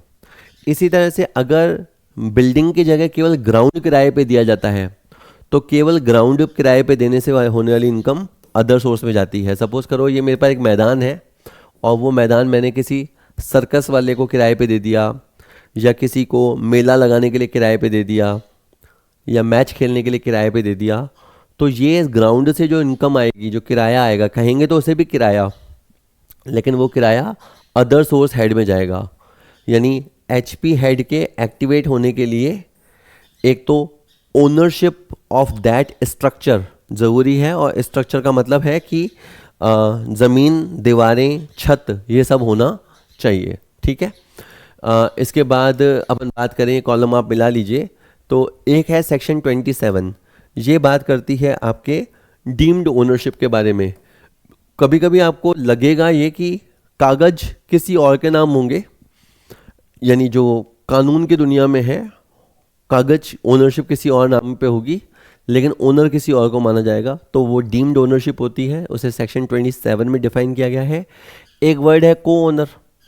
तो को ओनर तो ये हो गया कि जैसे मान लो शहरों में मकान बड़े महंगे होते हैं, जैसे ये मकान है 80 लाख रुपए का है, 40 लाख मैंने लगा रखे हैं, 40 लाख रुपए इसने लगा रखे हैं। से फॉर एग्जांपल इसके अंदर 4 रूम हैं, 2 मैंने किराए पे दे रखे हैं, 2 इसने किराए पे दे रखे हैं। तो समझो मैं इन 2 मकानों के लिए rent from income from house property calculate करूँगा, ये उन 2 के लिए income from house property calculate करेंगे। तो को ओनरशिप हो सकती है, और को ओनरशिप होने पे दोनों का ही सेपरेट टैक्स असेसमेंट होगा।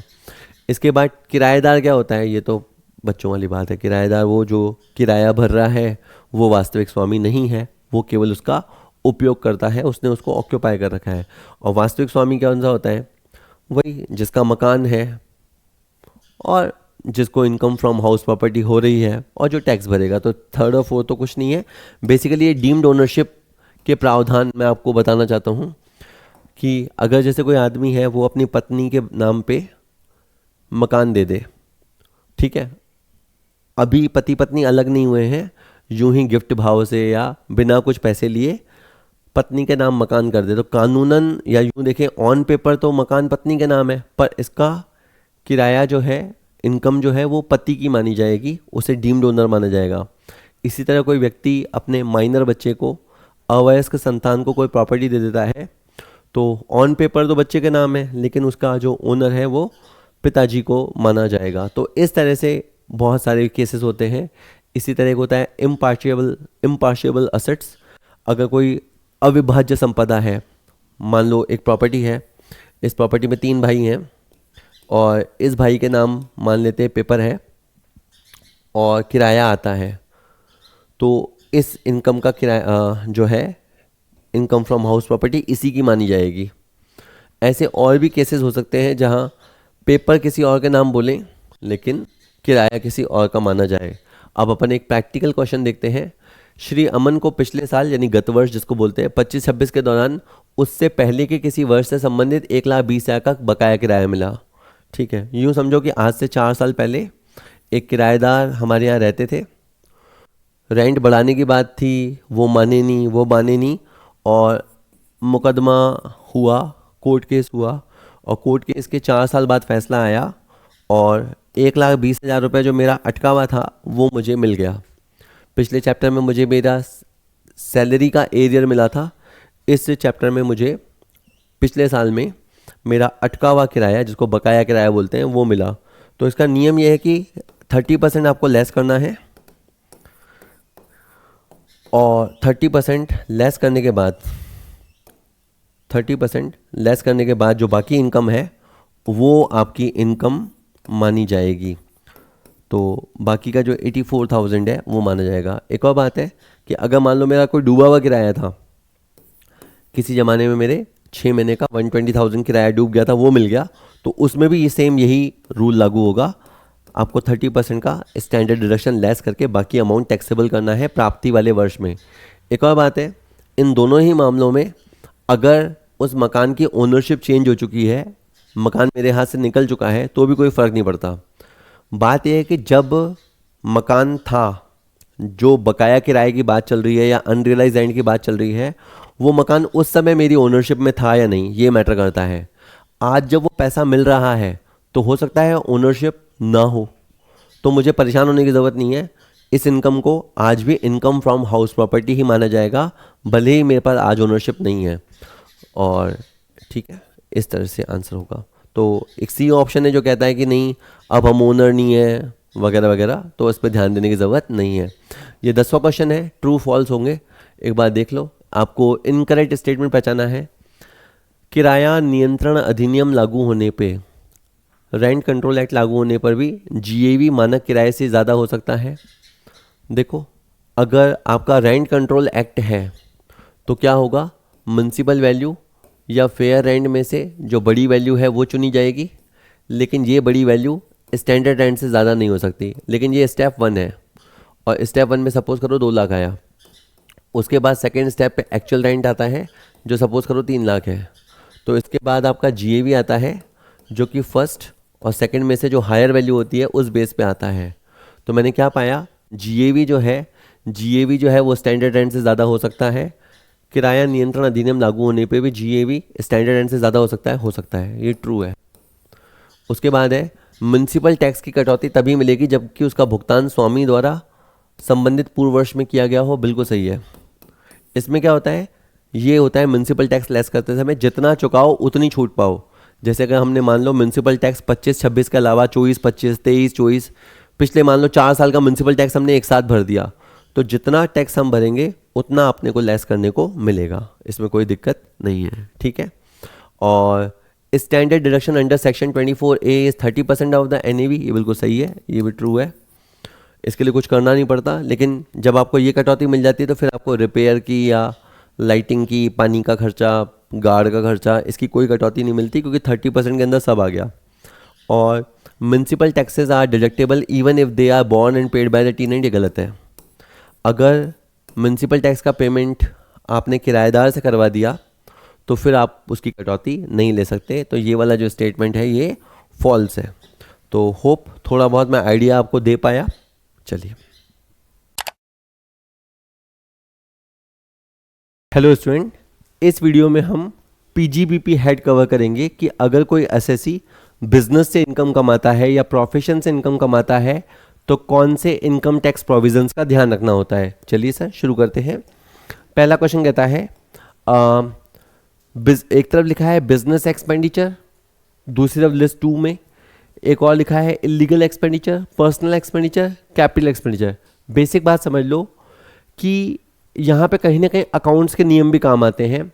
जो ट्रेडिंग और P&L होता है उसमें आप बिजनेस से संबंधित खर्चे लिख पाओगे तो वो होंगे अलाउड। मतलब बहुत सारे खर्चे होते हैं, व्यापारी का बस चले तो वो सारे खर्चे लिख दे, वो खर्चे जो पर्सनल नेचर के हैं वो भी लिख दे, वो खर्चे जो कैपिटल नेचर के हैं, जैसे कोई बिल्डिंग खरीदी, फर्नीचर खरीदा, वो भी लिख दे। कोई खर्चा जो इलीगल नेचर का है, कहीं सपोज करो रिश्वत देना पड़ गया, कोई फाइन पेनल्टी हो गया, तो वो सब लिख दे। लेकिन ऐसा वो कर नहीं पाएगा। ऐसे खर्चे जो बिजनेस को चलाने के लिए और बिजनेस को ग्रो करने के लिए ज़रूरी हैं, आप वो तो दिखा सकते हो।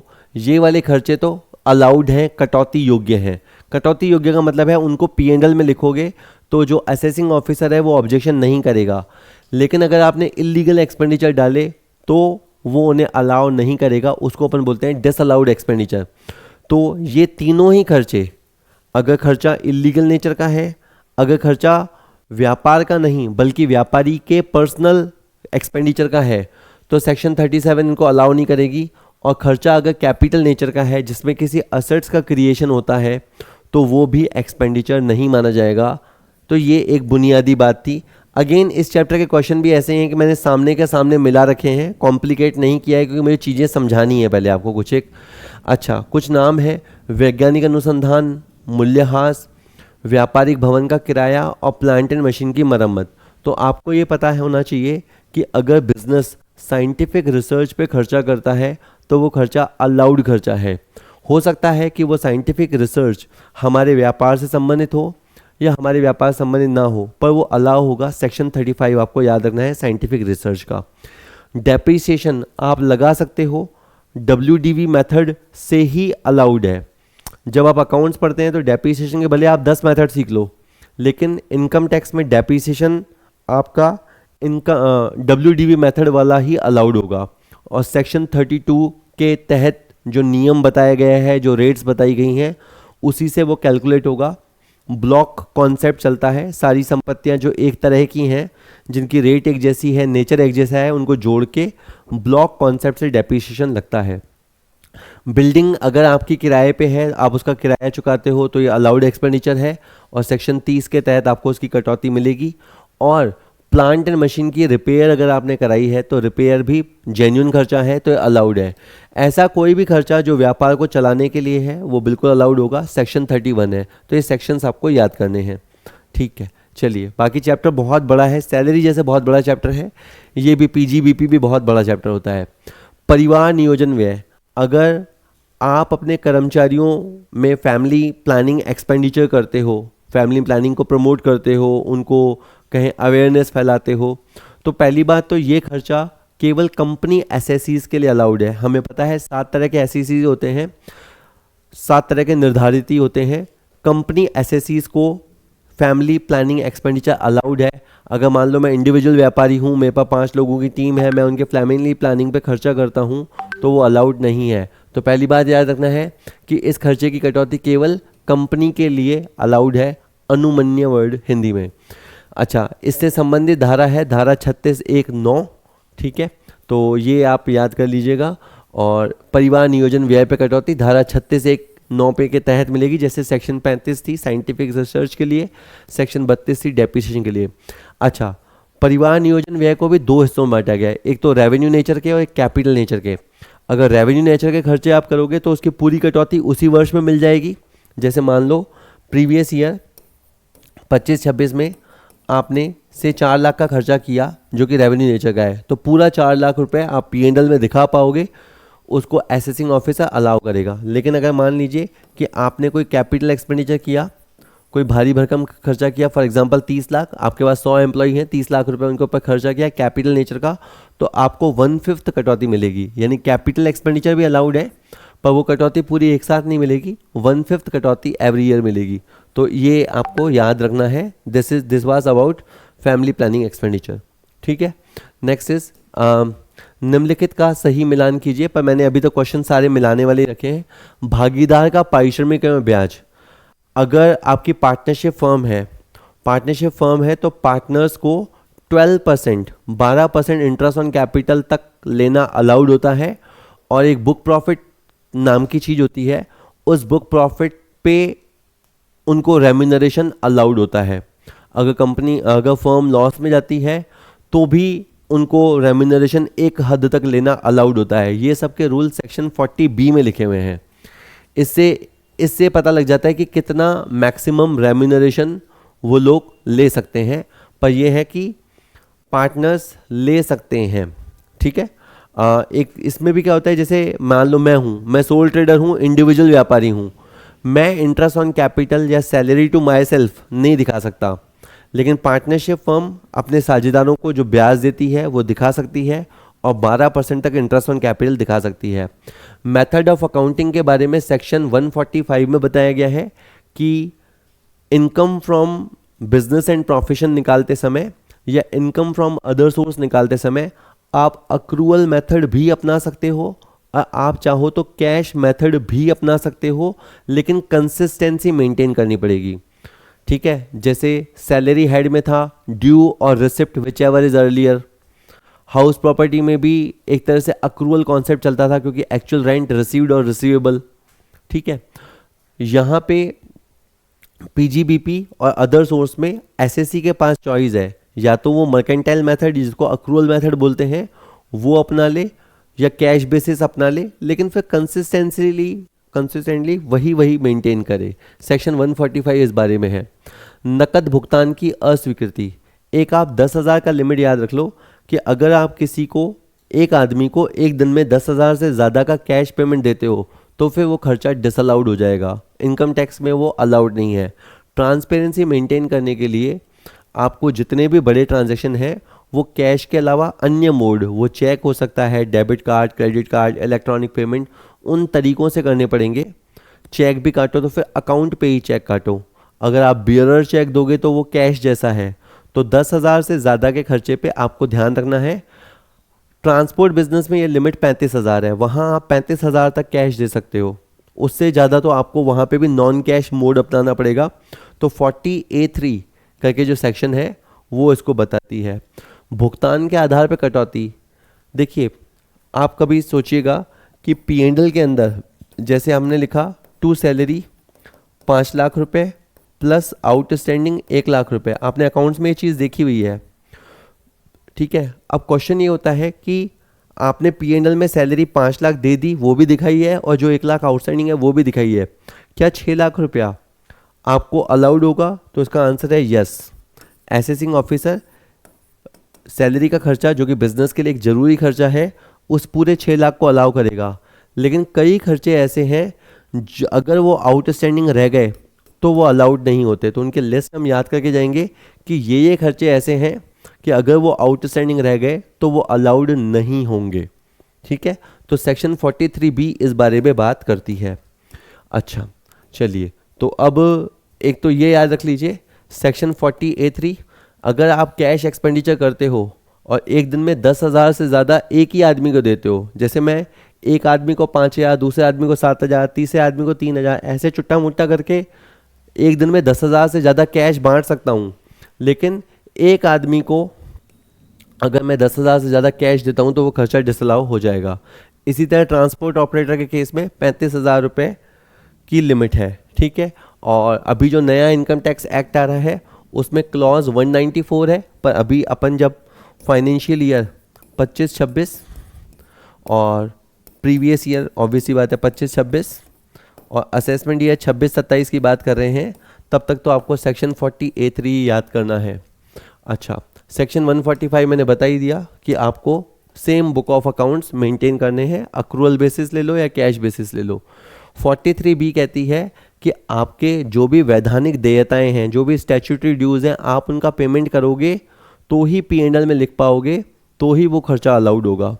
अच्छा, एम्प्लॉय वेलफेयर के लिए जो आप provident fund, employ state insurance में कंट्रीब्यूट करते हो वो भी आप पेमेंट करोगे तो ही अलाउड होगा। एम्प्लॉय का जो बोनस और कमीशन है, सैलरी आउटस्टैंडिंग हो सकता है, पर बोनस और कमीशन आप P&L में तभी लिख पाओगे जब आप वो उसका पेमेंट करोगे, तो वो अलाउड होगा, नहीं तो डिसअलाउ होगा। अच्छा, बैंकों से जो आपने पैसा उठा रखा है, ओवरड्राफ्ट, लोन वगैरह, उसका ब्याज तभी अलाउड होगा जब आप उसका पेमेंट करोगे। और इसी तरह लीव इनकैशमेंट का पैसा खाली प्रोविज़न बना के नहीं दिखा सकते, उसका आपको पेमेंट करना पड़ेगा। इसमें रिलैक्सेशन ये है कि अगर आपका फाइनेंशियल ईयर 31 मार्च 2026 को एंड हो रहा है तो या तो आप यहाँ तक पेमेंट कर दो। रिलैक्सेशन ये है कि अगर आपका रिटर्न फाइल करने की तारीख 31 जुलाई है तो आप 31 जुलाई तक पेमेंट करके भी इस खर्चे को अलाउ करवा सकते हो। लेकिन इसमें एक टफ पॉइंट भी डाला गया है कि अगर आप एमएसएमई से डील करते हो, micro small and medium enterprise से डील करते हो और उनके साथ कोई सौदा करते हो तो 15 दिन के अंदर उनका पेमेंट कर दो। और अगर राइटिंग में उनके साथ कोई अग्रीमेंट किया है तो 45 दिन के अंदर उनका पेमेंट कर दो। इनको अगर आप पेमेंट नहीं करोगे तो वो खर्चा आपका डिसअलाउड हो जाएगा। ये इन लोगों का कैश का रोटेशन बना रहे, इसके लिए ये प्रावधान डाला गया है। इसके बाद कुछ बातें और हैं। बुक्स ऑफ अकाउंट जैसे मैंने बात की कि अच्छा ये वो तो मैंने मेथडोलॉजी पे बात की। सेक्शन 44AA ये बताती है कि बुक्स ऑफ अकाउंट्स बनाने होंगे, किस किस को बनाने होंगे, तो वहाँ अभी मैं एक चार्ट दिखाऊंगा कि इन लोगों को बुक्स ऑफ अकाउंट्स बनाने होंगे। टैक्स ऑडिट, कई लोगों को बुक्स ऑफ अकाउंट्स बनाने होंगे और उनको उनकी ऑडिट भी करवानी पड़ेगी, जिसको टैक्स ऑडिट कहते हैं। और 44AB उसका सेक्शन है। तो 44AA बोलता है कि आपको बुक ऑफ अकाउंट्स बनाने पड़ेंगे, यानी खाता पुस्तकें बनानी होगी। 44AB कहता है कि आपको सीए से ऑडिट करानी होगी। इसमें भी सबको ऑडिट नहीं करानी, लिमिट्स है। अच्छा, मेथड ऑफ अकाउंटिंग के बारे में सेक्शन 145 बात करता है। और देखो, used purely for computing taxable income from PGBP and IFOS. तो एक वर्ड है आईसीडीएस। क्या वर्ड है? Income computation and disclosure standards.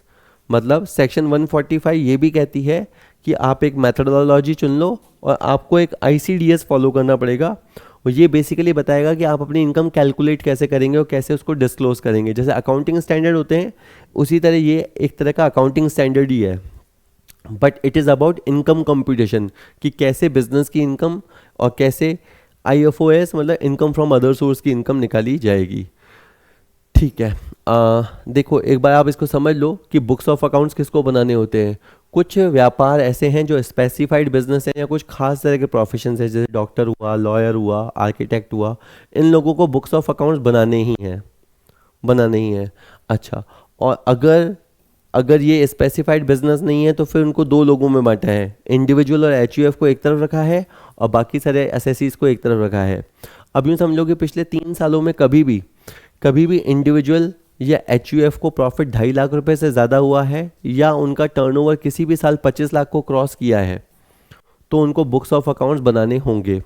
और अगर हम इंडिविजुअल और एचयूएफ के अलावा बाकी लोगों की बात करें तो कभी भी इनका प्रॉफिट अगर 1.20 लाख हुआ है और अगर इनका टर्नओवर 10 लाख रुपए हुआ है तो देखा जाए तो इन पे सख्ताई ज़्यादा है। इनका 10 लाख का टर्नओवर होते ही या 1.20 लाख का प्रॉफिट होते ही इनको बुक्स ऑफ अकाउंट्स बनाने होंगे।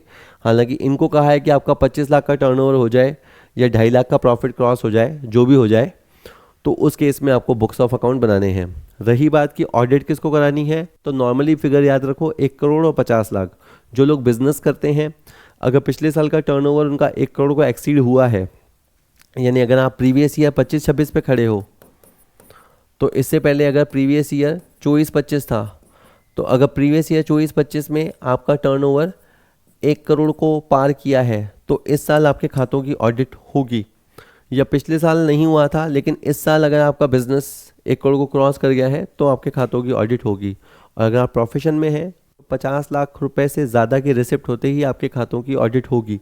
लेकिन इसमें एक और बात याद रखो, अगर आप मोस्टली डिजिटल ट्रांजेक्शन करते हो तो आपके लिए लिमिट 10 करोड़ की है। उस केस में आप 10 करोड़ की लिमिट एक्सीड करोगे तब आपको खातों की ऑडिट करवानी पड़ेगी। इसके बाद एक है प्री अजम्पटिव टैक्सेशन इनकम या प्री अजम्पटिव टैक्सेशन स्कीम। देखिए वैसे तो क्या होता है, व्यापारी हैं, हमने अभी कहा कि व्यापारी हैं, उनको बुक्स ऑफ अकाउंट्स बनाने पड़ेंगे और बुक्स ऑफ अकाउंट्स के बाद कुछ खर्चे अलाउड होंगे, कुछ खर्चे डिसअलाउड होंगे। उन सारे नियमों के पालना करते हुए इनकम टैक्स कैलकुलेट होगा। पर कई बार देखा गया है कि व्यापारी धंधा करे या जीएसटी संभाले या ये सारा इनकम टैक्स का अलाउड डिसअलाउड बिलों का ध्यान रखे, तो इसको ईज़ ऑफ बिजनेस देने के लिए हमने कहा है कि कुछ मामलों में हम आपकी इनकम मान लेंगे कि इतनी है, मतलब एक्चुअल प्रॉफिट हो सकता है कुछ और हुआ हो, लेकिन ईजीनेस के लिए आपकी और डिपार्टमेंट की सहूलियत के लिए हम मान लेंगे कि आपका प्रॉफिट इतना हुआ है, तो उसको अपन प्री अजम्पटिव टैक्सेशन स्कीम कहते हैं। अच्छा, एलिजिबल बिजनेस, तो जो लोग बिजनेस में लगे हुए हैं और एक लिमिट तक उनका टर्नओवर है। देखो इसमें दो तरह के लोग होते हैं, छोटे हाथी बड़े हाथी। अगर जो छोटे हाथी हैं वो 44 AD, ये एक सेक्शन है, इससे पहले 44 AA 44 AB हुआ। 44 AD किसके लिए है? वो व्यापार जो छोटे हैं। छोटे किसको बोलेंगे? सपोज कर लीजिए अभी आप थोड़ी देर के लिए 2 करोड़ बोल लीजिए कि जिनका टर्नओवर 2 करोड़ रुपए तक है वो चाहें तो प्री अजम्पटिव टैक्सेशन स्कीम अपना सकते हैं। उसमें क्या होगा? उसमें उनका जितना टर्नओवर होगा उसका 8% उनकी बिजनेस इनकम मान लिया जाएगा। जितना भी टर्नओवर है उसका 8% उनका प्रॉफिट होगा। अब 2 करोड़ की लिमिट कभी कभी 3 करोड़ तक हो जाती है। अगर वो मोस्टली अपने ट्रांजैक्शन डिजिटल ट्रांजैक्शन करते हैं तो 3 करोड़ रुपए तक 3 करोड़ रुपए तक वो प्री अजम्पटिव टैक्सेशन स्कीम अपना सकते हैं और तब उनको अपनी आय का 6% एज प्रॉफिट डिक्लेयर करना होगा। अच्छा, ये पात्र व्यवसाय है। और इसी तरह होते हैं पात्र पेशा, मतलब कई लोग ऐसे हैं जो पेशेवर हैं, वो अपना सकते हैं 44 ADA। 44 AD is for business, 44 ADA is for professions. तो अगर उनका जो कलेक्शन आता है जिसको रिसिप्ट बोलेंगे, अगर उनका ग्रॉस रिसिप्ट 50 लाख तक है, मतलब कोई प्रोफेशनल है, कोई डॉक्टर है, वो सेवाएं देता है और 50 लाख रुपए तक सालाना प्राप्त करता है, तो वो 44 ADA अपना सकता है। तब उसे क्या करना होगा? अपनी प्राप्ति का 50% एज अ इनकम डिक्लेयर करना होगा।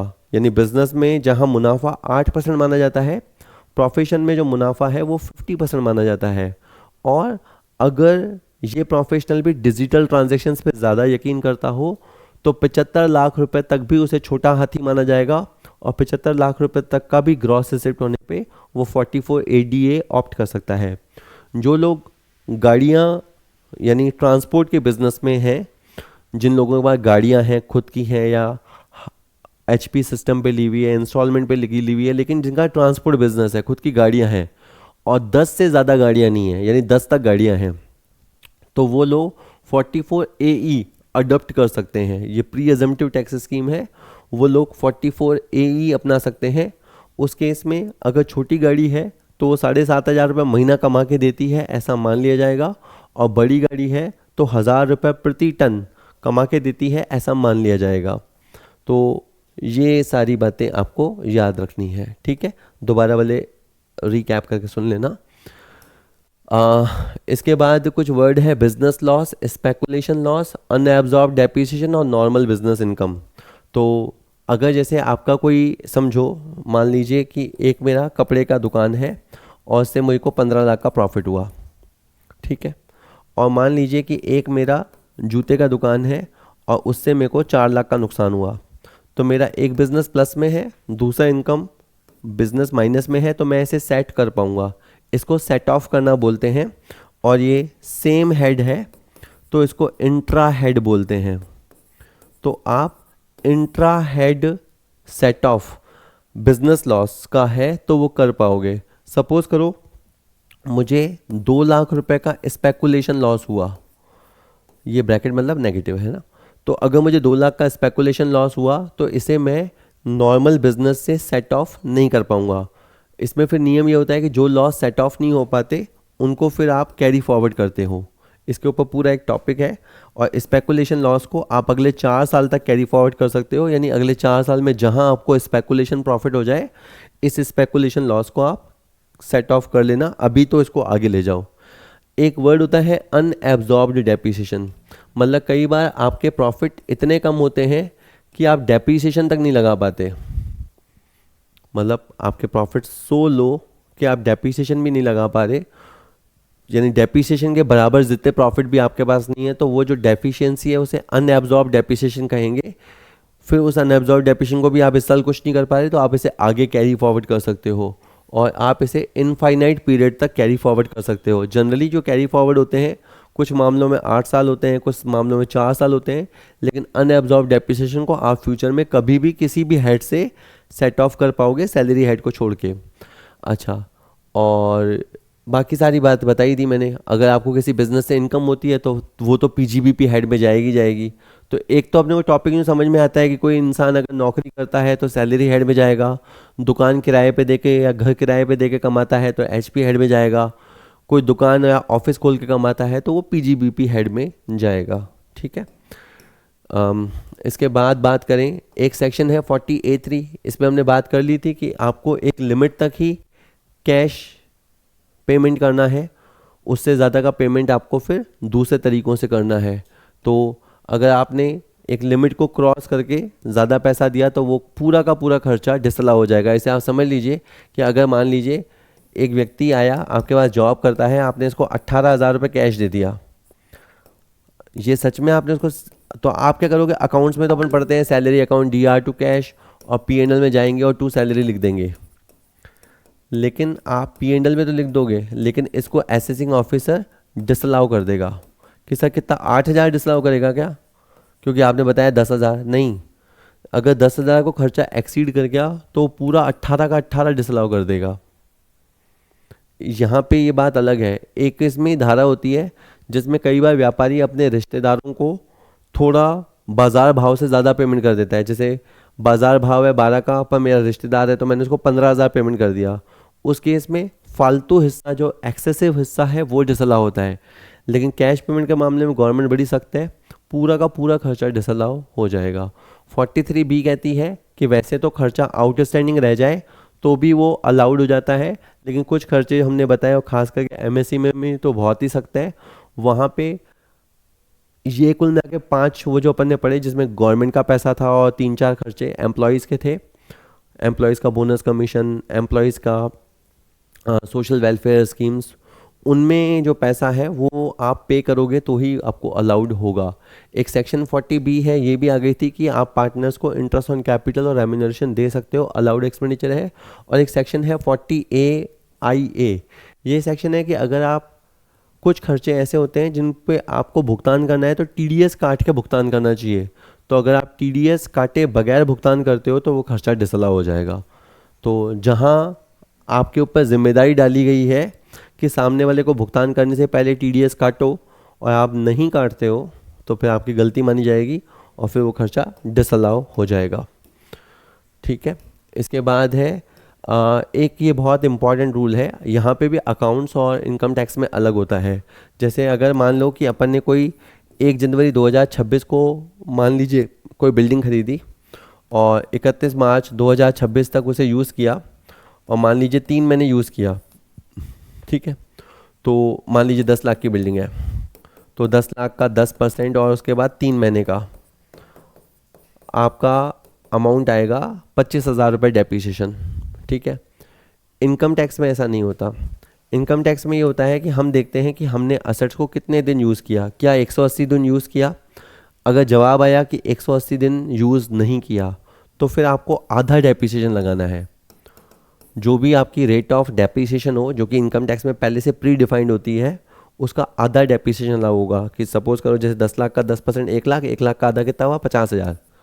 तो देखो यहाँ पे book profit and profit as per income tax में अंतर आ जाता है। आप जो अकाउंट्स में डेप्रीशिएशन लगाओगे तो आप 25,000 लगाओगे और सही है, लेकिन इनकम टैक्स वाले जो डेप्रीशिएशन लगाएंगे वो 50,000 लगाएंगे। तो आपको 180 दिन याद करना है कि अगर आपने असेट्स को 180 दिन या उससे ज़्यादा यूज़ किया, जैसे आपने मान लो किसी असेट को ख़रीदा और इस साल आपने उसको 200 दिन यूज़ किया, तो फिर आप उस पर पूरा डेप्रीशिएशन लगा पाओगे। और अगर 180 दिन से कम यूज़ किया तो आप नॉर्मल से आधा डेप्रीशिएशन लगाओगे। अच्छा, कुछ मामलों में आप एडिशनल डेप्रीशिएशन लगा सकते हो। अगर आप नया प्लांट एंड मशीन खरीदते हो और आपकी संस्था मैन्युफैक्चरिंग में लगी हुई संस्था है तो आपको 20% एडिशनल डेप्रीशिएशन दिखाना अलाउड होता है। और डेप्रीशिएशन पे बात करने के लिए सेक्शन 32 है, वो बात करती है। मुझे पता है, देखो 10-10 क्वेश्चन करने से पूरा चैप्टर क्लियर हो जाएगा ऐसा नहीं है, थोड़ा समय कम रह गया तो हम जल्दी जल्दी भी कर रहे हैं, घास भी काट रहे हैं थोड़ी बहुत। ठीक है। और ये भी बात है कि मुझे 5 हेड देने थे, लेकिन मैं 3 हेड के वीडियो ही इस YouTube वीडियो में दे पाऊँगा।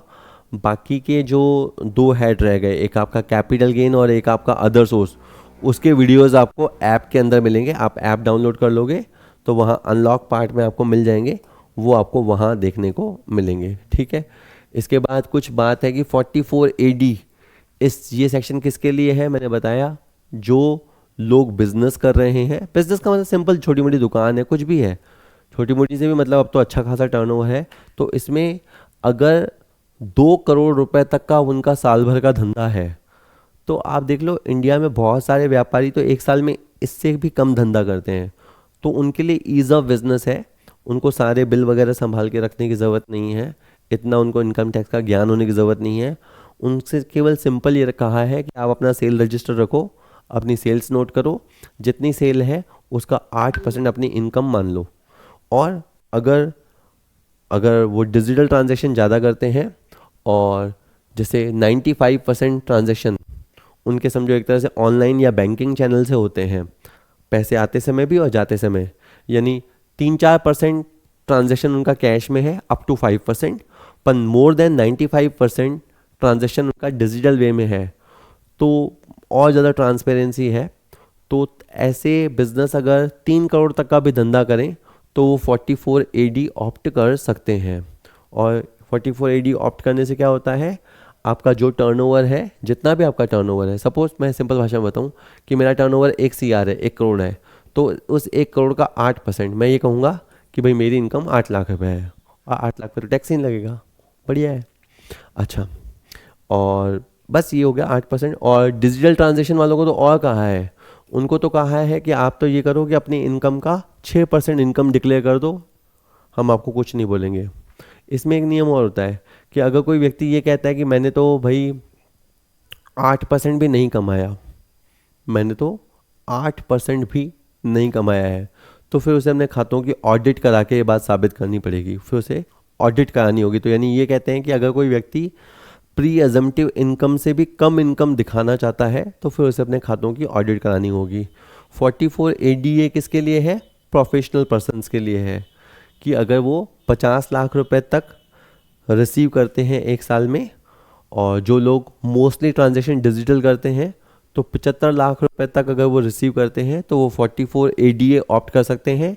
ऐसे में क्या है, उनकी जो रिसिप्ट है उसका 50% उनकी इनकम माना जाएगा। तो अगर कोई डॉक्टर ये कहता है कि 70 लाख रुपए उसने फीस ली है एक साल में, या 40 लाख कर लेते हैं, 40 लाख रुपए उसे फीस में ली है एक साल में, तो 20 लाख रुपए उसकी इनकम मान लिया जाएगा। यानी ये भी मान लिया जाएगा कि 20 लाख उसके खर्च हो गए और 20 लाख रुपए उसकी इनकम मान लिया जाएगा, फिर टैक्स लग जाएगा। और 44A किन के लिए है, अगर कोई व्यक्ति गाड़ी मालिक है, ट्रांसपोर्ट बिजनेस में है, और उसके पास पूरे साल में कभी भी 10 से ज़्यादा गाड़ियाँ नहीं रही, अगर किसी भी महीने में मान लो उसका 11 गाड़ियाँ रही, तो फिर 11 या उससे ज़्यादा, 10 से ज़्यादा, तो फिर वो 44A ऑप्ट नहीं कर सकता। और छोटा गाड़ी मालिक जो है वो 44A ऑप्ट कर सकता है। और वहाँ जो लाइट व्हीकल होता है, जिस गाड़ी में वज़न मतलब 12 टन से कम होता है, वहाँ उस गाड़ी से इनकम 7,500 पर महीना मानी जाती है। 7,500 रुपये महीना मतलब एक छोटी गाड़ी से 90,000 रुपये सालाना इनकम मानी जाती है ना, भले फिर वो गाड़ी चली चाहे नहीं चली।